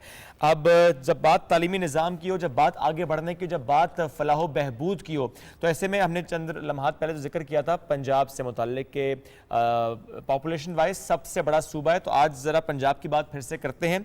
हमें इस वक्त टेलीफोन कॉल पर ज्वाइन किया है सैयद यावर अब्बास साहब ने। आप सूबाई वजीर हैं Baitul Maal and social welfare के। सर अस्सलाम वालेकुम एंड गुड मॉर्निंग। वालेकुम सलाम and very good morning to you. Thank you very much sir. Sir, Pakistan Tehreek Insaf की हुकूमत 3 साल मुकम्मल, थोड़ा पहले सर जरा बताइएगा, अहाता कीजिएगा 3 साल आपकी वजारत में क्या कुछ हुआ और अगले 2 साल का प्लान है क्या? देखिए 3 साल में हमें मुश्किलात तो बहुत थी, खास और पूरी दुनिया को थी, जैसे कोरोना था। तो it was a very difficult task for us कि क्योंकि पैसे आपके पास महदूद थे, मुल्क की हवाले से, मईशत के हवाले से कमज़ोर मईशत थी, लेकिन खुदा के फजल करम से ऐसा कोई फजल हुआ कि बेहतर प्लानिंग एंड उस चीज़ से हम निकल आए हैं। लेकिन जहाँ तक मेरी वजारत की बात है और मेरी पब्लिक अकाउंट्स कमेटी की बात है, तो हम लोगों ने बिल्कुल टाइट को टर्न अराउंड किया है, हमने बिल्कुल हालात को बदलाया है। हमने इस बजट में, क्योंकि पहले 2 साल तो हमारे बहुत ही सख्त गुजरे थे, इस बजट में हम लोगों ने महकमा सोशल वेलफेयर और बैतुल माल में तकरीबन 100% का इजाफा हुआ है हमारे डेवलपमेंट बजट में, जिसका मतलब ये है कि हम नई पनाहगाहें बना सकते हैं, हम नए मॉडल चिल्ड्रन होम्स बना सकते हैं, हम नए दारुल अमान्स बना सकते हैं, हम वो इंस्टीट्यूट्स बना सकते हैं कि जो हमारे वो बच्चे के जो किसी न किसी समाज से महरूम है, उनके लिए हम बना सकते हैं शेल्टर होम्स, उनके लिए रीहैब सेंटर्स बना सकते हैं, जो हम बनाने जा रहे हैं। और ये पाकिस्तान की तारीख में इतना बड़ा इंक्रीज सोशल वेलफेयर के बजट में पहली दफा हो रहा है कि करीब 100% इंक्रीज आया है। और इसके अलावा जो हमारे सिग्नेचर प्रोजेक्ट्स हैं, जैसे पनाहगाहें हैं, ये किसी बंदे से आप जाके इंटरव्यू करें जो पनाहगाहों में आके रहते हैं कि ये किस किस्म की एहसासात उनके होते हैं कि उनको किसी की भी फिक्र नहीं, किसी शहर में जाएंगे उनको पता है कि एक महफूज साफ बिस्तरा, एक साफ सुथरा खाना उनको मिलेगा। फिर आप उन लोगों से जाके पता करें कि जहाँ पे मील्स ऑन व्हील्स है, जो ट्रकों पे हम खाना मुहैया करते हैं मुख्तलिफ इलाकों में, लाहौर एंड फैसलाबाद में, अभी हम मुल्तान, पिंडी और लाहौर के अंदर भी हम बहुत और ज़्यादा एक्सपेंशन करने जा रहे हैं। तो ऐसे ऐसे शहरों को भी ऐड करेंगे, कोई भूखा ना सोए। अगर कोई एक शहर से दूसरे शहर में आता है तो उनके पास एक महफूज छत हो, साफ बिस्तरा हो, खाने के लिए अच्छा खाना हो। फिर दारुल अमान से हमारे जो खवातीन के सेंटर्स हैं, जो बेचारी हालात से मजबूर खवातीन होती हैं, वो हम नए बनाने जा रहे हैं। हमने 6 तैयार कर लिए, हम 3 और नए बना रहे हैं। हर ज़िले के अंदर हम लोग एक दारुल अमान हमारे पास मौजूद है। फिर वॉक सेंटर्स जो है, जो विमेन इन क्राइसिस सेंटर्स हैं, हम वो बहुत बड़ी एक्सपेंशन हम कर रहे हैं। इस टाइम पे 4 नए बन रहे हैं, हम इंशाल्लाह ताला और एडिशन कर रहे हैं ताकि खवातीन हो गई, चाहे हमारे माजूर अफराद हो गए, चाहे हमारे पहलू से तो आपने हमें आगाह किया, चूंकि आप चेयरमैन पब्लिक अकाउंट्स कमेटी भी हैं, जरा इस हवाले से भी कुछ आगाह कीजिएगा। माजी में इन 3 सालों में किस हद तक रिकवरी हो सकी है और आगे क्या हम इससे एक्सपेक्टेशंस रखते हैं? देखिए, पब्लिक अकाउंट्स कमेटी एक बहुत हसास इदारा है कि जहाँ पे आप बहुत कुछ कर सकते हैं, लेकिन आपने फिर अपनी जो आपको अल्लाह पाक ने उस अथॉरिटी के थ्रू एक ताकत दी है, आप उसको कैसे कंट्रोल करके इंसाफ करते हैं। आपने अपने इख्तियारात का बेजा इस्तेमाल नहीं करना है, आपने हर किसी की बात सुनी और फिर सही फैसला करना है। मैं आपको सिर्फ एक छोटा सा नक्शा बताता हूँ कि पिछले 72-73 सालों में, जब से पाकिस्तान बना 2018 की सितंबर तक, टोटल जो रिकवरी हुई है वो तकरीबन 15 से 16 अरब रुपए हुई है। अच्छा, ठीक है जी। और हमारे पहले 14 महीने में हम लोगों ने 25 अरब रुपया रिकवर किया था, जब मैं चेयरमैन पब्लिक अकाउंट्स कमेटी मेरे अंडर है। तो आप ये देख लें कि 14 महीने का और 73 सालों का फर्क। सिर्फ आप काम करें, ये बहुत वाज़ेह फर्क है सर। ठीक है सैयद यावर अब्बास साहब, thank you very much sir, साथ मौजूद थे आप और हमसे गुफ्तगू कर रहे थे। प्रोग्राम में बहुत से बाकी हैं नाजरीन, लेकिन ब्रेक के उस पार स्टे विद अस।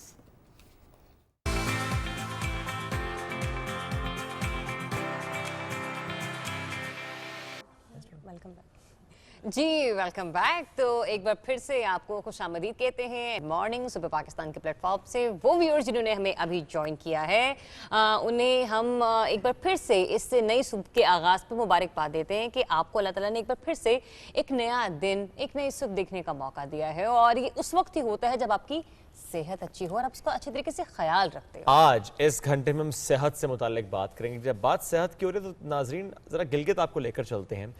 गिलगित बल्तिस्तान में सेहत की सहूलियात कैसी हैं, कोई मसाइल हैं तो उन पर कैसे काबू पाया जा रहा है, वो लोग कितने फिट हैं। शाहीन सफदर जो गिलगित में बहुत सारे स्पॉट्स पर जाके हमें टूरिज्म से मुतालिक तो बताती रहे, लेकिन अब इस फैक्टर पर बात होगी। सेहत की सहूलियात गिलगित में है कैसी, देखिए इस रिपोर्ट में। गिलगित बल्तिस्तान में सेहत की बुनियादी सहूलतों की फराहमी पर मौजूदा हुकूमत खास तवज्जो दे रही है। आवाम को बर वक्त और बेहतरीन इलाज की सहूलत फराहम की जा रही है। मैं अभी गैस्ट्रोएंटरोलॉजी को देख रहा हूँ, हेपेटोलॉजी को देख रहा हूँ, तो हेपेटाइटिस बी सी हमारे पास बहुत ज़्यादा बढ़ रहा है इस वक्त, बेताशक केसेस हैं।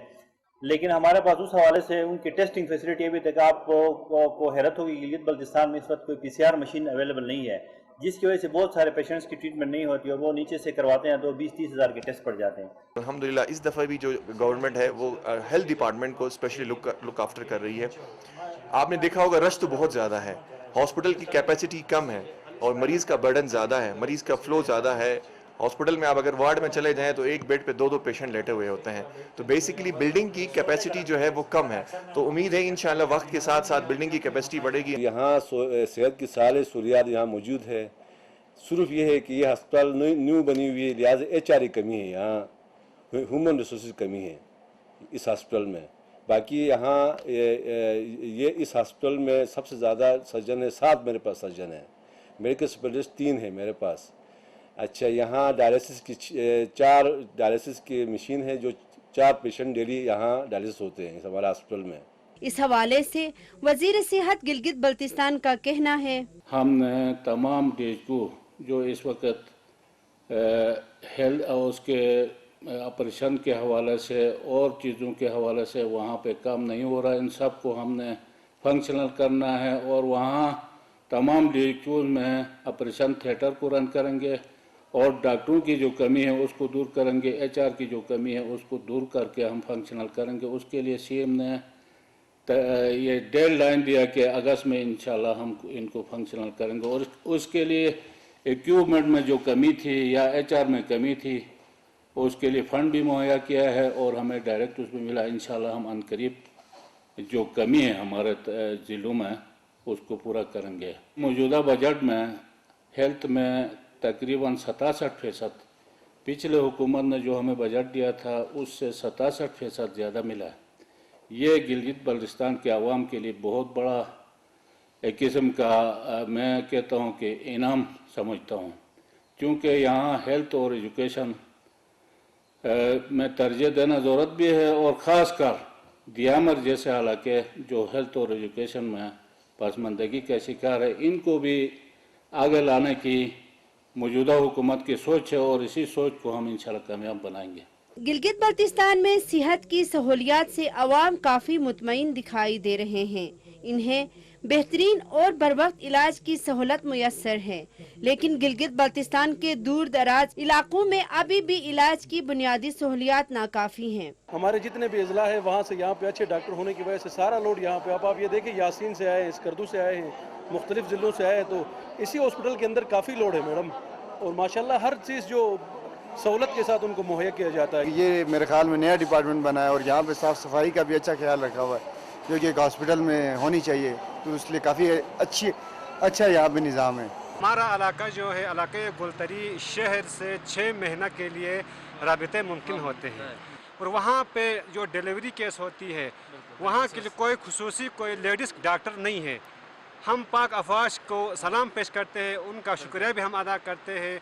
पाक अफवाज की मेहरबानी से हमारे खवातीन की जानें बचत होती है। लोगों का कहना है इन्हें अपने इलाकों में ही बुनियादी सहूलियात मुहैया की जाए ताकि शहर के अस्पतालों पर इजाफी बोझ ना पड़े और इन्हें अपने घरों के करीब ही बरवक्त इलाज की सहूलत मिल जाए।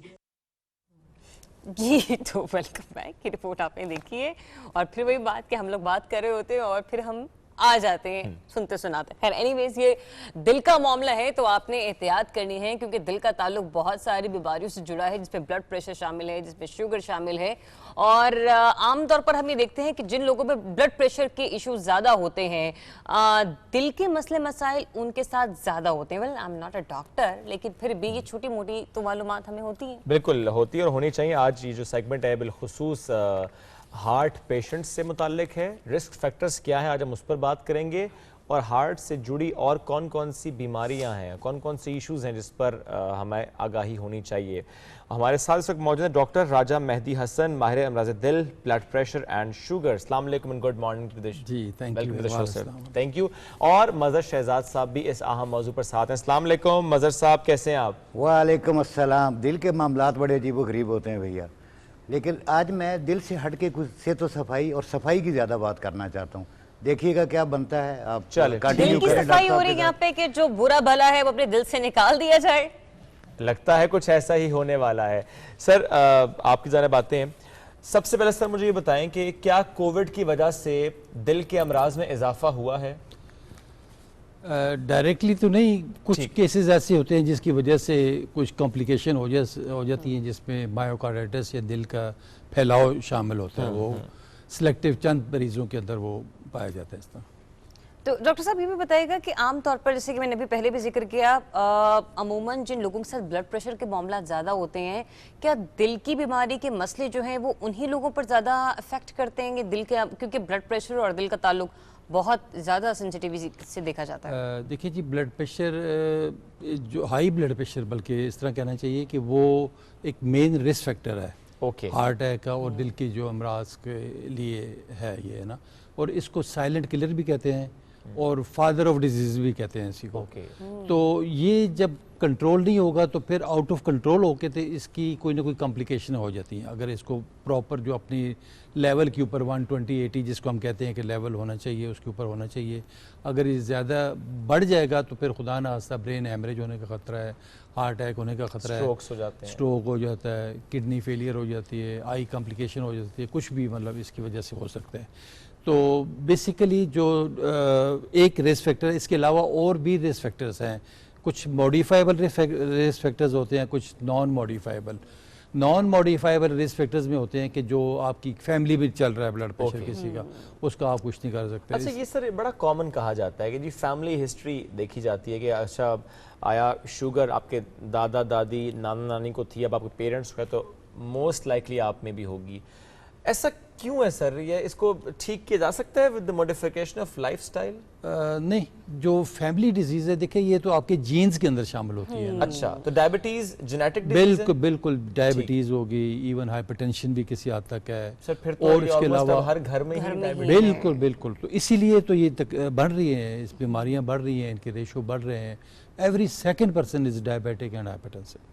तो अब क्या सर ये जो यंग जनरेशन है उसमें भी इस बीमारी का ज़्यादा बढ़ रहा है, इसका तासुर ज़्यादा लोग मुतासिर हो रहे हैं, या फिर एक मखसूस? क्योंकि हमने अक्सर देखा है कि आजकल जवान लोग भी पता चलता है कि रात को हशाश बशाश से सुबह आँख खुली तो मालूम होता है हार्ट अटैक हुआ और डेथ हो गई। बहुत अच्छा और वैलिड क्वेश्चन किया आपने। एक ज़माना था कि किसी वक्त कहते थे ये अमीरों की और बूढ़ों की बीमारी है। 60 से ऊपर लोगों को आमतौर पे हार्ट अटैक होता था या एंजाइना होता था।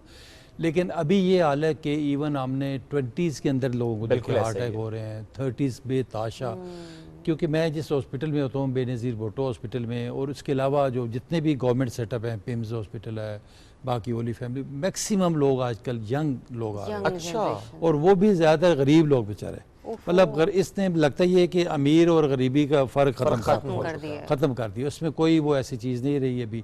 तो यंग लोगों में हो रहा है। तो इसमें जो मैं समझता हूँ जो मेन जो इशू है वो हम लोगों का लाइफस्टाइल है। लाइफस्टाइल और हमारे जो खाने पीने की आते हैं, ये मतलब इतनी वर्स्ट हो चुकी हैं। आप देखें, सुबह हमारे जो नाश्ते शुरू होते हैं निहारियों से और सीरी पाए से, और दोपहर को भी सारा दिन ये पिज़्ज़े और बर्गर चल रहे होते हैं, और रात जो एंड अप होता है हमारा वो जनाब कोई कढ़ाई हो रही है, तो बारबेक्यू पार्टी हो रही है, बारबेक्यू पार्टीज हैं, तो ये शनिवारी है तो ये फना है। और वहाँ पे भी रुकते नहीं है, फिर रात कोट के फ्रिज खोलते हैं, वो मिडनाइट स्नैकिंग भी हो रही है। बिल्कुल, वो भी साथ साथ है। फिर दूसरा देखें, ये ओवर ईटिंग करके हम लोग रात को 11-12 बजे तक खा पी के जाके चुप करके सो गया, एक्सरसाइज और एक्सर्शन ना होने के बराबर है। हालांकि देखा जाए तो वो कहते हैं ना कि जिस तरह पहले सुनते थे आपकी ब्रेकफास्ट लाइक किंग्स, अपना नाश्ता अच्छा बादशाहों की तरह करें, और जो लंच लाइक प्रिंसेस, शहजादों शहजादियों की तरह आप करें, और डिनर लाइक बेगर्स, मतलब लाइट हल्का फुल्का खाना चाहिए। बिल्कुल इसके ऑपोजिट उलट हो गया सारा। तो ये एक वजह बहुत बड़ी है। फिर दूसरा जो सबसे बड़ी वजह जो एक और जो मैंने पर्सनली नोट की है, वो हमारा खानों में घी और ऑयल का इस्तेमाल है। अच्छा।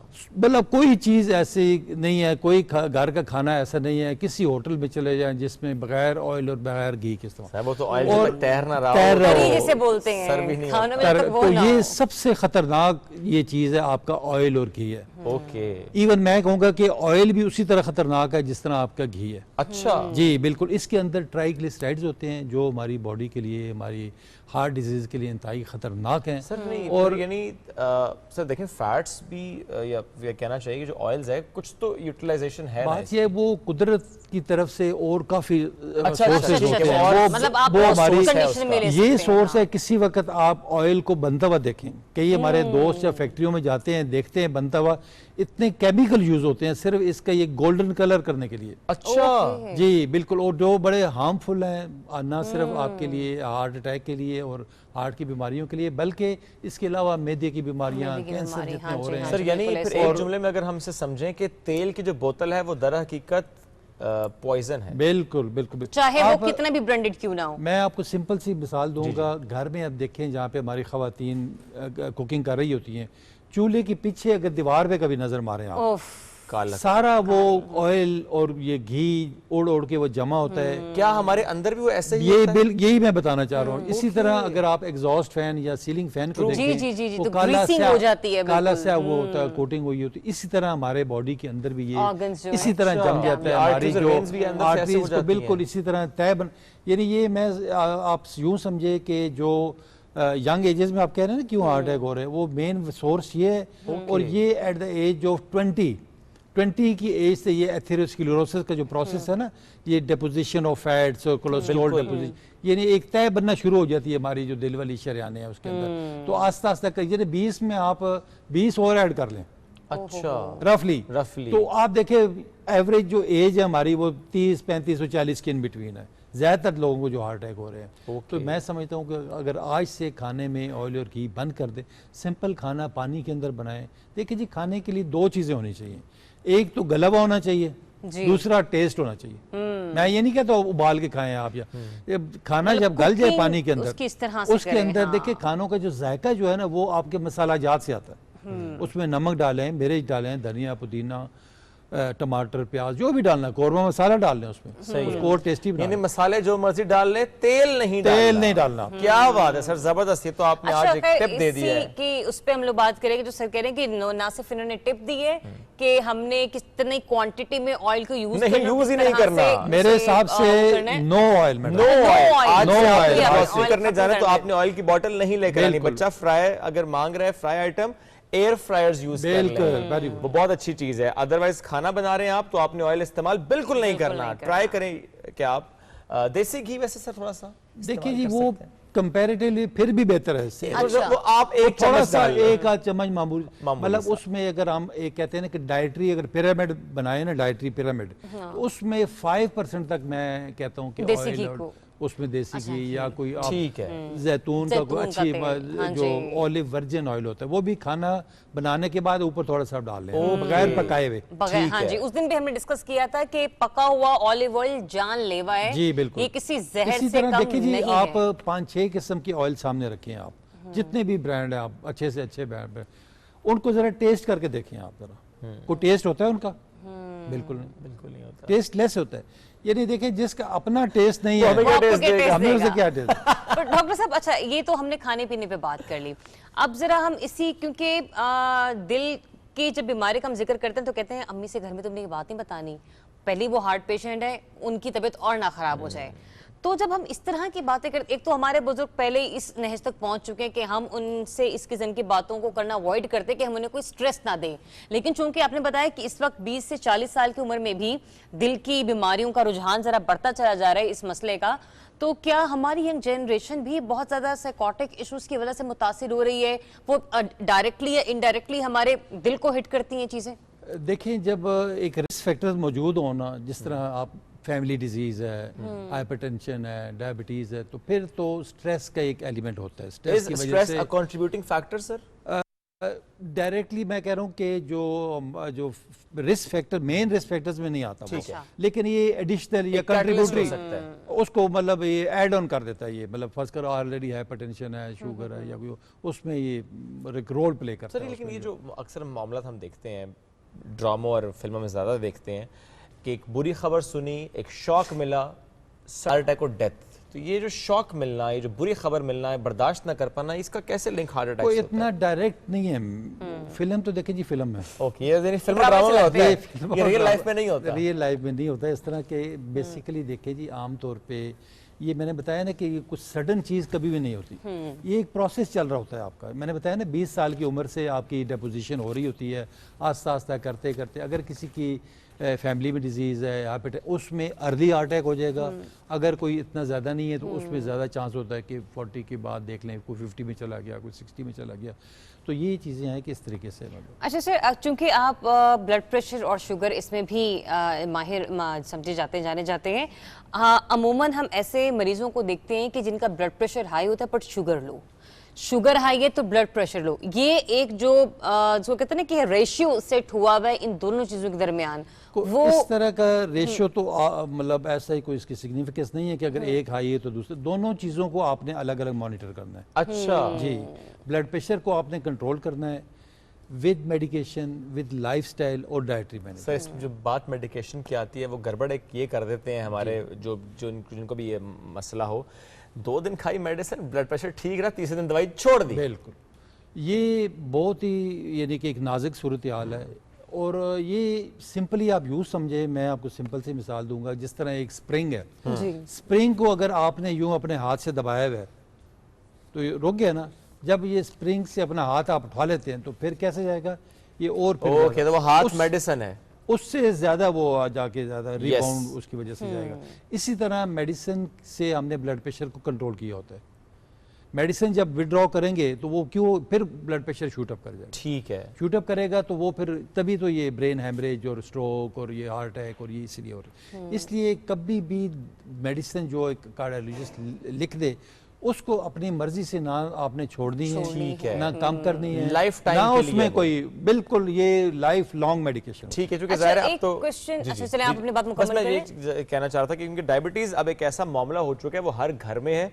अब आपको उसके साथ जीना सीखना है, उसके साथ चलना सीखना है, उसके साथ अपने मॉडिफिकेशन करनी है अपने लाइफस्टाइल में। सर, एक छोटी सी बात मुझे बताइएगा विद रिस्पेक्ट टू डायबिटीज। अक्सर लोग घबरा जाते हैं जब डायबिटीज कंट्रोल नहीं होती, वो जब टैबलेट पे होते हैं। जब डॉक्टर भी कह रहा है कि प्लीज आप इंसुलिन पर आ जाए, नहीं टीके से हमें डर लगता है, टीका कौन लगाएगा, तो वो जो टैबलेट खा रहे हैं जिसका इम्पैक्ट किडनीज पर आ रहा है, वो इंसुलिन की जानिब नहीं बढ़ रहे, इससे कितना नुकसान होता है? बिल्कुल जी, आजकल तो जो लेटेस्ट एडवांसेस आई हैं उसमें हम अर्ली इंसुलिनाइजेशन हम कर रहे होते हैं कि अगर वो इस लेवल पे है तो उसको जितना जल्दी हो सके इंसुलिन पे हम कोई मुश्किल काम नहीं है इंसुलिन लगाना करना। एक दो दफ़ा आपको स्टाफ हमारा नर्सेज डॉक्टर्स बता देते हैं, कोई मुश्किल काम नहीं है। आप पेट के ऊपर लगाना होता है, वो सिरिंज भर के आपने खुद ही आराम से इंजेक्ट कर दिया होता है। अच्छा। लेकिन वो ज़रूरी है। देखिए ना, ब्लड शुगर लेवल आपका जो फास्टिंग में है वो 100 से नीचे होना चाहिए। इसी तरह जो है रैंडम जो है ना 160 तक होना चाहिए। और सबसे जो इम्पोर्टेंट चीज़ है वो जो HbA1c जो 3 महीने वाला टेस्ट होता है वो 6.5 से आपका कम होना चाहिए। तो इसको कंट्रोल रखेंगे तो वो विद लाइफस्टाइल मॉडिफिकेशन, मेडिकेशन, और अगर नहीं है तो फिर इंसुलिन भी ऐड करनी पड़ती है। बाद औक़ात दवाइयों के साथ भी इंसुलिन देनी पड़ती है। अच्छा जी, मेडिसिन भी साथ, आपकी तबियत खराब हो जाती है कि आप बहुत ज़्यादा भी शिफ्ट किया जा सकता है तो उसमें साथ वो भी देनी पड़ती है। अच्छा डॉक्टर साहब, उससे मैं आपसे जानना चाह रही थी, मेरी सबसे छोटी बहन, अक्सर हम लोगों को बुखार वगैरह हो जाना तो हम लोग सेल्फ मेडिकेशन करते हैं, पेनाडॉल ले ली या कुछ खा लिया। क्या ये एक बदएहतियाती है या ये एक अच्छी चीज़ है, इसको कैटर करें इस अंदाज से कि आपकी अगर तबीयत ख़राब है तो आप खा पी के कुछ खुद को सेटलमेंट कर लें, लेकिन आप ये कहें कि नहीं मैं तो अपने आप को गोलियों की आदत नहीं डालना चाह रही, क्या ये बेहतर रहता है या नहीं? क्या हमें वाकई अगर तबीयत में नासाजी महसूस कर रहे हैं तो मेडिकेशन कर लेनी चाहिए? नहीं, कभी भी नहीं करनी चाहिए सेल्फ मेडिकेशन जो है ना, हम कभी भी अलाउ नहीं करते। और स्पेशली ये जो पेन किलर्स हैं, ये पैनाडॉल, ये ब्रूफेन और जितने भी मतलब पेन के कभी भी ना लें, ये किडनीज पे इफेक्ट करते हैं और किडनी की प्रॉब्लम बढ़ने का खतरा रहता है। तो इसलिए कोई भी चीज़ है, आजकल कौन सा मुश्किल काम है, डॉक्टर्स आपके रेंज में है, किसी पर्सनल फ्रेंड को, किसी फैमिली में आपके होते हैं, उनसे बल्ला एडवाइस ले लेता है। आजकल तो ऑनलाइन भी कंसल्टेशन हो रही है। लेकिन सिर्फ तो लोगों में इतना शौर हुआ गया कि लोगों को ना वो फॉर्मूलाज जो होते हैं ना वो याद हो गए, पुरानी प्रिस्क्रिप्शन निकाली और देखा कि अच्छा मुझे ये हुआ था, ओके फाइन। अक्सर हमारे पास लोग आते हैं आजकल, वो गूगल करके ना वो अपना इलाज कर रहे हैं। सर ये तो बहुत बड़ी गड़बड़ हो जाती है। वो फिर जाहिर है, देखिए जी अगर आपने अपना इलाज खुद ही करना तो हमारे पास आने की, तो बात ये देखें, वो कहते हैं जिसका काम उसी को साजे। इसलिए कुछ डॉक्टर्स ने बाहर लिख के लगा दिया कि गूगल से पढ़ के ना आए। इन एक्चुअली हुआ है, आई हैव सीन दैट, उन्होंने लिखा है बाहर अपने दरवाजे तो ज़ाहिर है वो फिर ज़्यादा कंफ्यूज होंगे ना, वो ज़्यादा देखें ना, उन चीज़ों को पता नहीं है उनको। कुछ मेडिकेशन हमें स्टार्ट में पता नहीं क्या देनी होती है, लो डोज देनी होती है, किसी को क्या देनी है। बैड इफेक्ट भी आता है कि फिर जब हम लोग तबीयत को बहुत बिगाड़ देते हैं ना, फिर हम तब डॉक्टर के पास जाते हैं, क्योंकि हम खुद से पहले ही तबीब बन जाते हैं और फिर हम ये मामला कर लेते हैं। अपने डॉक्टर से आप टाइमली अगर आप मशवरा कर लेंगे तो आपको अच्छी। तो आज की 3 खूबसूरत बातें, पहली तो ये कि अपनी जिंदगी से तेल का खात्मा करें, खाना है तो देसी घी का इस्तेमाल करें, वो भी थोड़ा सा, हाँ वो भी थोड़ा सा। और अच्छा प्रोड्यूसर साहब कह रहे मक्खन का भी इस्तेमाल करेंगे, हमारे मुंह से ना कहलवाएं, आप खाएं मक्खन। ठीक है। अच्छा, दूसरी कि आपने सेल्फ मेडिकेशन नहीं करनी, और तीसरा ये कि इस चीज का इंतजार मत करें कि आपने तबीयत बहुत बीमार होगी तो आपने अपने डॉक्टर, करीबी डॉक्टर से रुजू करना है। अगर आपको लग रहा है कि तबीयत आगे चल के बिगड़ सकती है तो पहले ही एहतियात करें और डॉक्टर से मशवरा कर लें। सेगमेंट की क्लोजिंग से पहले मज़ीद शहजाद साहब हमारे साथ मौजूद हैं, उनसे पूछते हैं कि कार्टून कहाँ तक पहुंचा। मज़ीद शहजाद साहब, कहाँ तक पहुंचे आप? मैं तो दिल तक ही पहुंचा हूँ जी। दिल से दिल तक पहुंचे?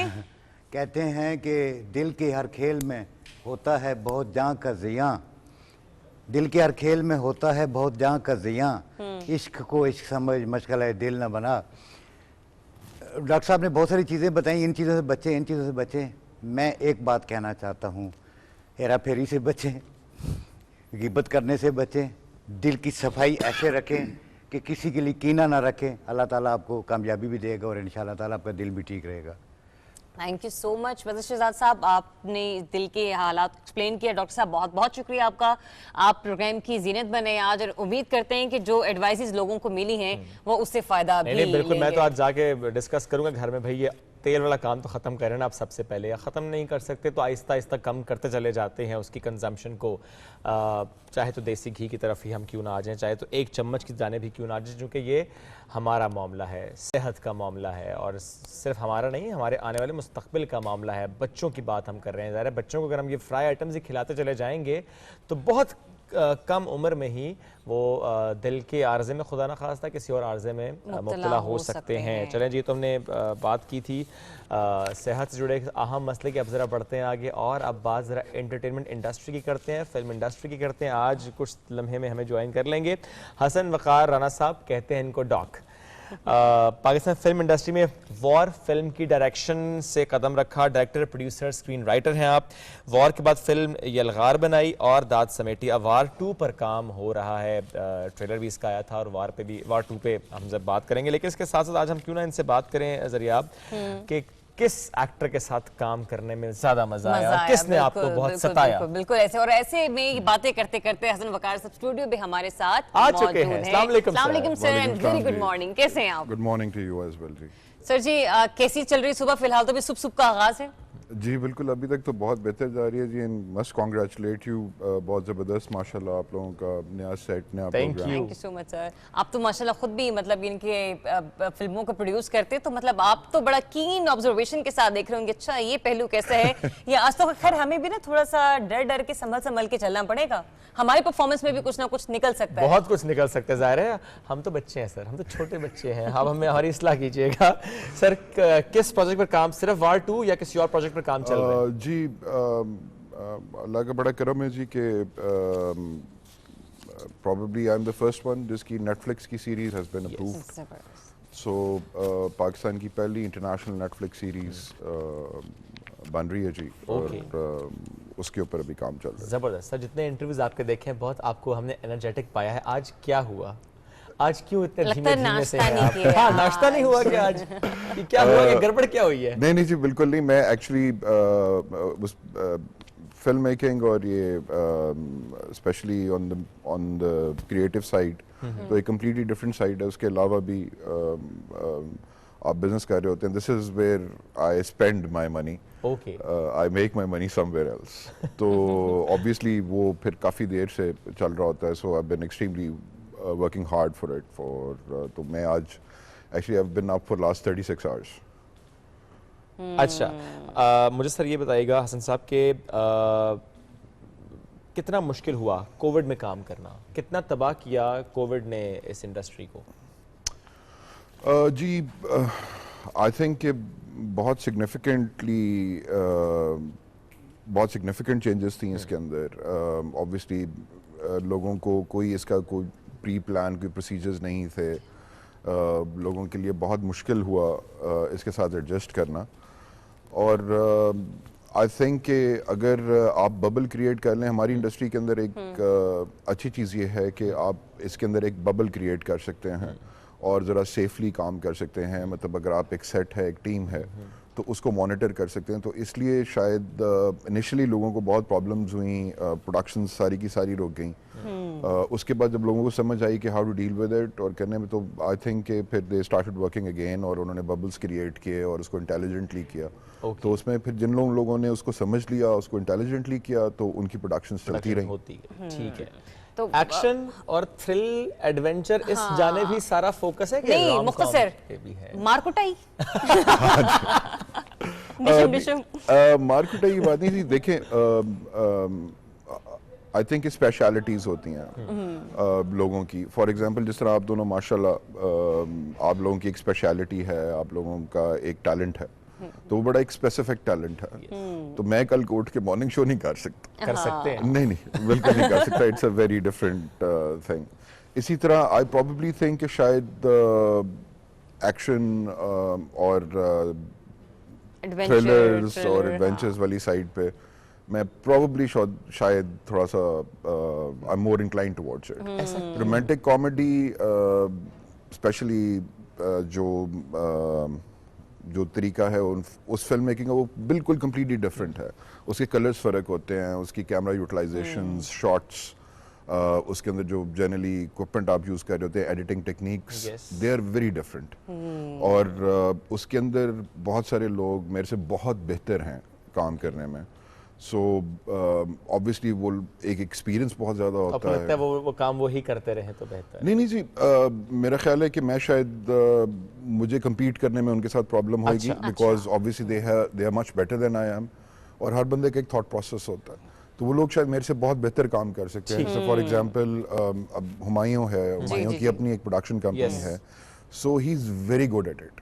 और उसकी टीम बहुत बेहतर है। नदीम हु इज डायरेक्टर, तो वो उनकी टीम की सिनर्जी इतनी ज़बरदस्त है। मैं उनको बिहाइंड द सीन्स मैंने बहुत देखा काम करते हुए, तो वो that's a different ball game. और वो लोग they are exponents of that and they are very good at it. तो वो जब आपके सामने कोई लोग बहुत अच्छा काम कर रहे हों, मतलब किसी प्रोफेशनल सिंगर के सामने बैठ के आपको बाथरूम सिंगर को गाना नहीं गाना चाहिए।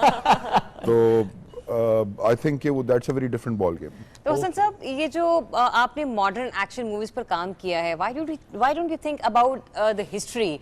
मतलब हमारे पास यहाँ पर किले भी मौजूद हैं, शाही किले है, इसके अलावा बहुत सारी खूबसूरत तारीखी मकामात हैं। मतलब अगर हम हिस्टोरिकल प्लेसेस को यूज करके उस पर कुछ एक्शन मूवीज वगैरह, मतलब कभी इस बारे में आपका कुछ अर्तुगरुल जैसी सीरीज? अच्छा, उसमें जी अगेन फिल्म मेकिंग बेटा is a very different ball game all together. उसमें सिर्फ आपको जो एक्टर्स नजर आते हैं, फॉर एग्जांपल आप दोनों भी बैठ के मॉर्निंग शो कर रहे हैं, so they are cameraman, they are producers, they are people who are behind you. एक पूरी एक रिसर्च टीम होएगी जो आपको एग्जैक्टली चीज़ों के बारे में बता रही होती है।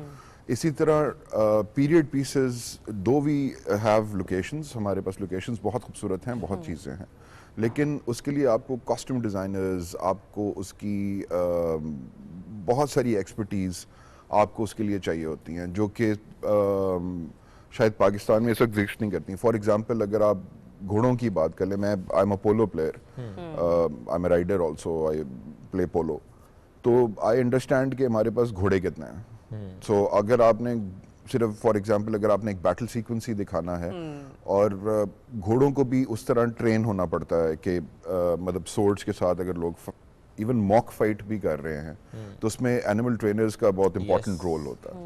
तो ये देख के ऑब्वियसली उसके अंदर कैपेसिटी डेवलप करनी पड़ेगी आपको, और कैपेसिटी डेवलप करके, और हमारी बड़ी रिच हिस्ट्री है हमारी में there is a period piece फिर जिसके ऊपर I am working on it, but वो आई थिंक कि वो शायद पाकिस्तान में शूट नहीं हो पाएगी, हालांकि वो बड़ी हार्डकोर हमारी सब कॉन्टिनेंट की स्टोरी है, मगर it will not be possible to shoot it in Pakistan. Okay, तो उसके लिए अभी जो लोग हैं, I am looking at different locations कि कौन से ममालिक में जाके आप उसको एक्चुअली शूट कर सकते हैं, क्योंकि logistically it would not be possible, बहुत डिफिकल्ट हो जाएगा। बिल्कुल ठीक, बहुत मुश्किल होता है जी। सर अगर हम हॉलीवुड देखें, कुछ ऐसी मूवीज़ देखें जैसे इंसेप्शन है, dream with in a dream, अगर हम वर्ल्ड वॉर Z देखें, इन कॉन्सेप्ट्स पर मूवीज़ ज़्यादा पाकिस्तानी पसंद तो करते हैं, यहाँ पे जब वो मूवीज़ लगते हैं हम देखते हैं, इन कॉन्सेप्ट से मूवीज़ पाकिस्तान में क्यों नहीं बनती हैं? जी उसके अंदर आई थिंक कि हमारे मल्टीपल इश्यूज हैं। एक तो ये है कि हमारा एक बड़ा टिपिकल टेस्ट है खाने का, जिस तरह हम खाने का हमारा एक टेस्ट है, हम कढ़ाइयाँ खाते हैं, हम एक सर्टन चीज़ें होती हैं, वो कभी कभी आपको बड़ा अच्छा लगता है कि जी कि आप जाके चाइनीज खा लिया, थाई खा लिया, आपने इवन अच्छा स्टेक खाने के लिए भी आप एक जरा आप थोड़ा सा टाइम लगाते हैं, but you can't really have it every other day. एक तो टेस्ट का इशू है। दूसरी बात ये है कि in order to compete with that kind of production, हमारा सिनेमा की जो प्राइसिंग है वो उसको सपोर्ट ही नहीं करती। फॉर एग्जांपल पाकिस्तान के अंदर for a producer, for an independent producer to make a film, तो इंतहाई फाइनेंशियल सुसाइडल हरकत होती है। फॉर एग्जांपल अगर आपकी फिल्म पे लेट्स से 10 करोड़ का बजट है, तो अगर आपकी फिल्म 30 करोड़ करेगी तो आप ब्रेक इवन करेंगे। So it is a very difficult industry, financially बड़ा फाइनेंशियल मॉडल इसका सपोर्टिव नहीं है कि आप एक सर्टन प्राइस से ऊपर जाएं। ऑब्वियसली जब आप एक सर्टन प्राइस से ऊपर नहीं जाते हैं तो ऑब्वियसली उसका क्वालिटी उस तरह की आएगी नहीं। फिर आपके पास एक्सेस है, आपकी आवाम के पास एक्सेस है to all the best productions in the world, तो कंपेयर आपको वो उसके साथ कर रहे होते हैं। अब वो मेहरान को अगर आप फरारी के साथ भगाना शुरू कर देंगे तो आपको मतलब बिल्कुल। लेकिन असद साहब आपने जब कंपैरिजन की बात की तो एक और भी अहम नुक्ता है इसी कंपैरिजन के पॉइंट ऑफ व्यू से कि हमारी जो मूवीज पाकिस्तानी जिस तरह से पाकिस्तानी अंदाज में बनती हैं, मतलब यानी कि जो हमारा थीम होता है, अगर हम हॉलीवुड के थीम पर नाकाम नहीं भी करें, वो ड्रामा क्यों फील आ रही होती है कि एक लॉन्ग प्ले हम देख रहे हैं, कोई एक ड्रामा चल रहा है, मतलब वो फिल्म वाला इम्पैक्ट नहीं दे पा रही होती। इसको आप प्रोडक्शन वैल्यू से आप देख सकते हैं, क्योंकि आपको प्रोडक्शन वैल्यू चाहिए होती है। फॉर एग्जाम्पल अभी हम 3 लोग यहाँ पर बैठे हुए हैं, बात कर रहे हैं, आपके सेट की एक एम्बियंस है। अब ये कॉन्वर्सेशन हम किसी और जगह पे भी बैठ के कर सकते हैं, ग्रीन स्क्रीन के पीछे भी बैठ के कर सकते हैं। जब आप ग्रीन स्क्रीन के पीछे बैठेंगे तो जो लोग देख रहे होंगे तो उसकी फील नहीं आएगी, उसमें वो डेप्थ क्रिएट नहीं होगी।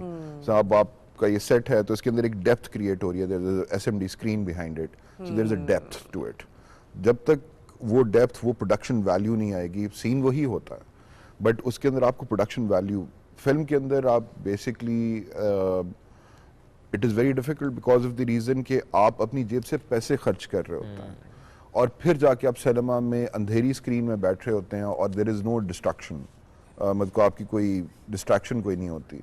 सो आप you are completely focused towards doing that और उस फिल्म को जज कर रहे होते हैं, और वो फिर प्रोडक्शन वैल्यू उस तरह की आप दे नहीं पाते हो, तो इस वजह से फिर आपको वो बिल्कुल, अब यू आर एब्सोल्युटली राइट, आपको बिल्कुल वो टीवी का प्ले लगेगा और थोड़ा ज़रा लॉन्ग प्ले लगेगा। दूसरा ये है कि एक्टर्स जो होते हैं, अब वही एक्टर्स हैं आपके पास जो टीवी में काम कर रहे होते हैं। बिल्कुल ठीक बात की आपने, वही छोटे पर्दे पे, वही बड़ी स्क्रीन, वही बड़ी स्क्रीन पे। मैंने हमेशा कोशिश ये की है, जिस तरह वार थी, वार में आई इंट्रोड्यूस्ड हमजा हमजा को किसी ने पहले नहीं देखा हुआ था, तो देन उसका एक बेनिफिट ये होता है कि that person becomes very believable in it. तो उसमें आपको थोड़ी सी मेहनत करनी पड़ती है टू फाइंड न्यू पीपल। इसी तरह यलगार में अहमद ताहा गनी, उसको मैंने लिया, वली है एक बच्चा, उसको आए फाउंड हिम। तो हमेशा कोशिश ये होनी चाहिए कि आपके पास जो बड़े नाम हैं, जो बड़े आपके सीनियर एक्टर्स हैं, वो सपोर्ट करें बाकी नए चेहरों को साथ लेके, तो उससे फिर आपको थोड़ा सा फील डिफरेंट आएगी कि उन लोगों को जिनको आप फ्री में देख रहे होते हैं, उनको आप पैसे दे के देखना आपके लिए थोड़ा सा मुश्किल हो जाता है। बिल्कुल।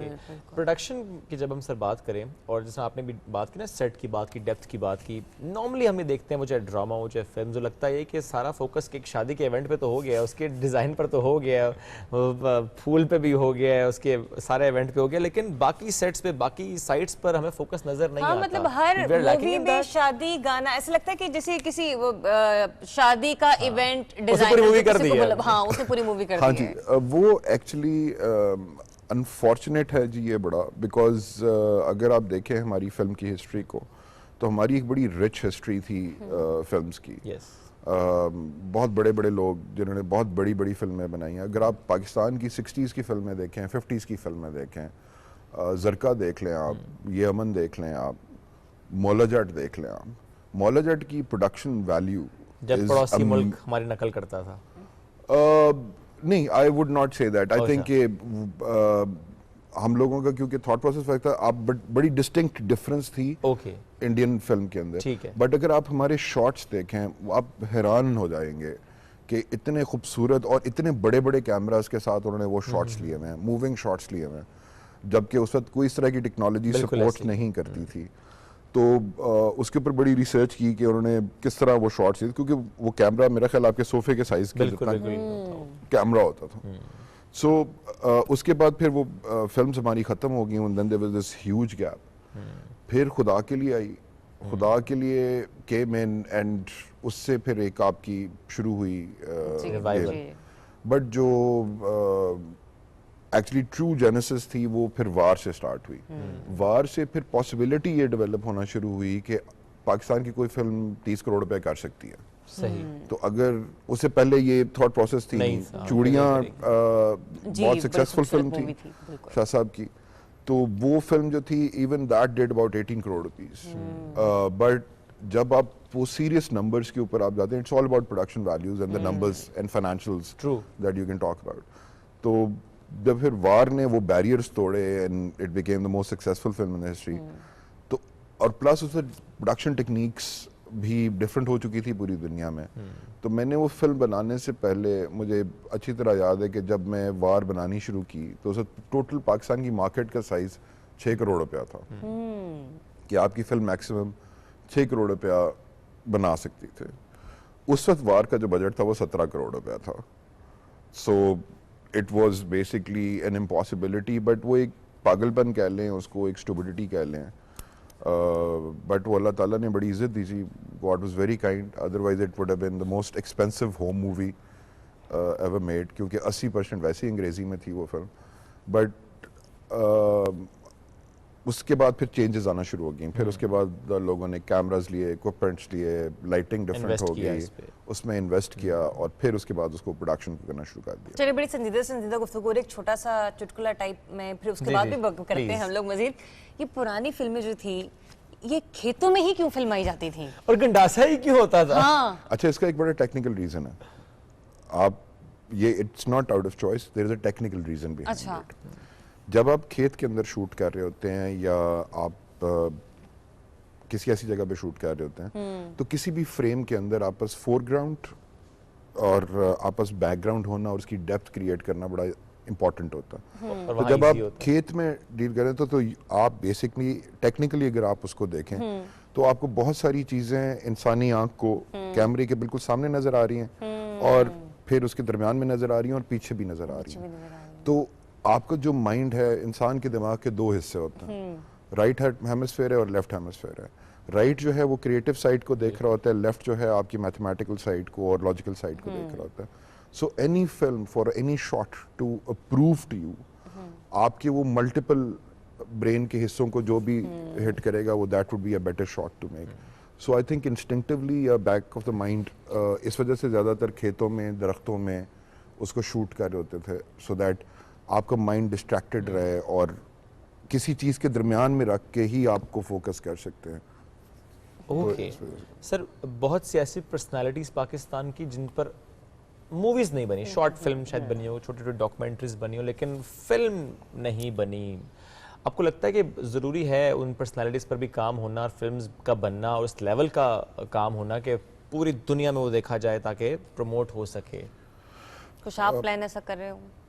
जी मेकिंग मेरी एक्चुअली यलगार जो थी वो काइंड ऑफ अ बायोपिक ही थी. It was inspired by true stories. कई दफ़ा कहते हैं ना जी, truth is stranger than fiction. The stories of bravery of our soldiers, इसी वजह से मैं ज़रा बहुत पैशनेट हूँ उसके बारे में. ये बड़ा आसान होता है कहना, आपने अखबार में पढ़ा होगा कि जी 4 लोग शहीद हो गए, 5 लोग शहीद हो गए. मैं उन चंद खुशकिस्मत लोगों में से हूँ जिन्होंने शायद शहदा को कंधा दिया हुआ है और मैंने अपने हाथों से शहदा को माशाअल्लाह दफनाए हैं, उनकी तदफीन की. जी जी, और मैंने वो मिरेकल्स एक्चुअली देखे हुए हैं अपनी आंखों से. अच्छा. मैंने वो जवान भी देखा हुआ है जिसको एक्चुअली आरपीजी के श्रैपनल्स लगे हुए थे वाइल इन सवार. इट वाज ब्लीडिंग प्रोफ्यूसली और वो एक्चुअली लेटा हुआ था और वो कह रहे थे कि सर जो चाय पिलाओ तो फिर निकलिए वापस. सो ये बड़े अजीबो गरीब किस्म के लोग होते हैं और हमारे लिए ये बड़ा, हम अनफॉर्चुनेटली उसको ट्रिवलाइज बड़ा करते हैं, whether for our own political reasons या हमारी अपनी लाइकिंग डिसलाइकिंग्स होती हैं जिसकी वजह से हम करते हैं. बहुत बड़े बड़े लोग हैं, नो डाउट. आप पुलिस को भी थिंक कि हम उनको बड़ा हेट करने की कोशिश करते हैं या कुछ है भी ऑब्वियसली, बट जिन पुलिस वालों के साथ शायद मैंने ज़िंदगी में काम किया हुआ है या उनकी कुर्बानियाँ शायद हम उस तरह हाईलाइट नहीं कर पाते, उनके मसाइल हम उस तरह हाईलाइट नहीं कर पाते. बहुत बड़े बड़े लोग होते हैं जो जिनके पास से हम सड़कों पे से गुजर जाते हैं, ये एक्चुअली बहुत बड़े लोग हैं. इमेजिन कि आप खड़े हुए हैं एक चेक पोस्ट के ऊपर सुबह से लेकर शाम तक और हर बंदा भी जो है वो आपसे कोई अच्छी नज़र से नहीं देख रहा होता आपको. फौजी को तो फिर चले एक रिस्पेक्ट मिल रही होती है, बट जो आपका पुलिस का कांस्टेबल है, जो आपका पुलिस का स्पाई है, आपका जो पुलिस का अफसर है, वो just imagine standing there and being judged every time that anybody is going to pass by. कोई उसको ठुल्ला कह रहा है, कोई उसको कुछ कह रहा है, कोई उसको कुछ कह रहा है. Disrespectful. तो वो हमारा एटीट्यूड जो है ना उनके साथ, अगर उसने गाड़ी पे रोक लिया तो हमारे वैसे ही इस्तेकाक मजरू हो जाता है. सो उन लोगों की कुर्बानियाँ, पुलिस वालों की, मैंने पुलिस के शोहदा देखे हुए हैं और ऐसा काम इन बच्चों ने किया हुआ है, इन लड़कों ने किया हुआ है, ऑफिसर्स ने किया हुआ है. नो डाउट कि आप परेशान हो जाते. इवन प्राइवेट सिक्योरिटी कंपनी के सिक्योरिटी गार्ड्स ने ऐसे कारनामे सर अंजाम दिए हैं. एब्सोल्युटली जी, तो वो एब्सोल्युटली. बट जो आप बेटे जो आप बात कर रहे हो इन टर्म्स ऑफ बायोपिक्स की, तो you are absolutely right. And शायद मेरी अपनी शॉर्टकमिंग है, बाकी लोगों की भी शॉर्टकमिंग है कि हमने शायद उतना काम उस पर किया नहीं है. अब करने का इरादा है sir?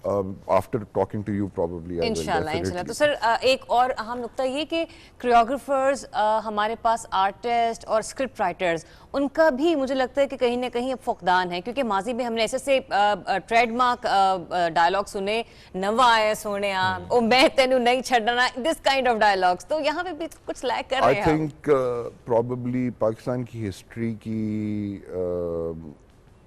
as far as dialogue writing is concerned, as far dialogue writing, screenplay, story are 3 different ball games altogether. Right. Dialogue writing I think probably Maula Jatt से बेहतर no doubt मेरा नहीं ख्याल है कि मुझे अच्छी तरह याद है कि back in 1986-87 मुझे मौला जट पूरी जुबानी याद होती. Just because of the fact कि वो इतना अच्छा स्क्रिप्ट था, इतने डायलॉग्स थे. Dialogues and the way those dialogues were delivered, जिस तरह वो शूट हुई थी फिल्म, आप उस फिल्म को देखें तो वो एक कमाल थी. There was a reason why it inspired an entire genre of films. तो बहुत कमाल थी वो फिल्म। तो इसी तरह ये अमन जरका, आईना, इनके अगर आप डायलॉग सुने तो वो एक दरिया को कूजे में बंद करने वाली बात थी। तो यस, दैट इज इशू। तो आपका कोई पसंदीदा पंच लाइन किसकी जी? किसी भी उसकी जो आपको आज तक याद रखी, हाँ ये वाला मैंने अपने टाइम में भी बहुत बोला होगा?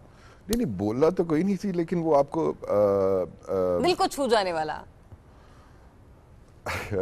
मौला जट का जी प्रॉबेबली वो था कि कुरैश साहब ने आई थिंक के बड़ा ज़बरदस्त डिलीवर किया था, और राई साहब ने भी बड़ा अच्छा किया था कि मौला नू मौला ना मारे तो मौला नहीं मरता। दूसरा ठीक है सर। तो yes, that's great sir, thank you very much. हमने वक्त में गुंजाइश खत्म हो गई, वरना और बात होती। Thank you very much sir, thank you very much. और जो आपने कहा ना कि अब इस नशिस्त के बाद बायोपिक पर भी काम होगा, तो will be looking forward to that. Anyways जी नाज़रीन, वक्त हो गया खत्म, आपसे मुलाकात करेंगे मंडे को, लेकिन इस वीकेंड पे हम जा रहे हैं सवात, आ रहे हैं सवात। बहुत सा ख्याल रखिए, अल्लाह हाफिज।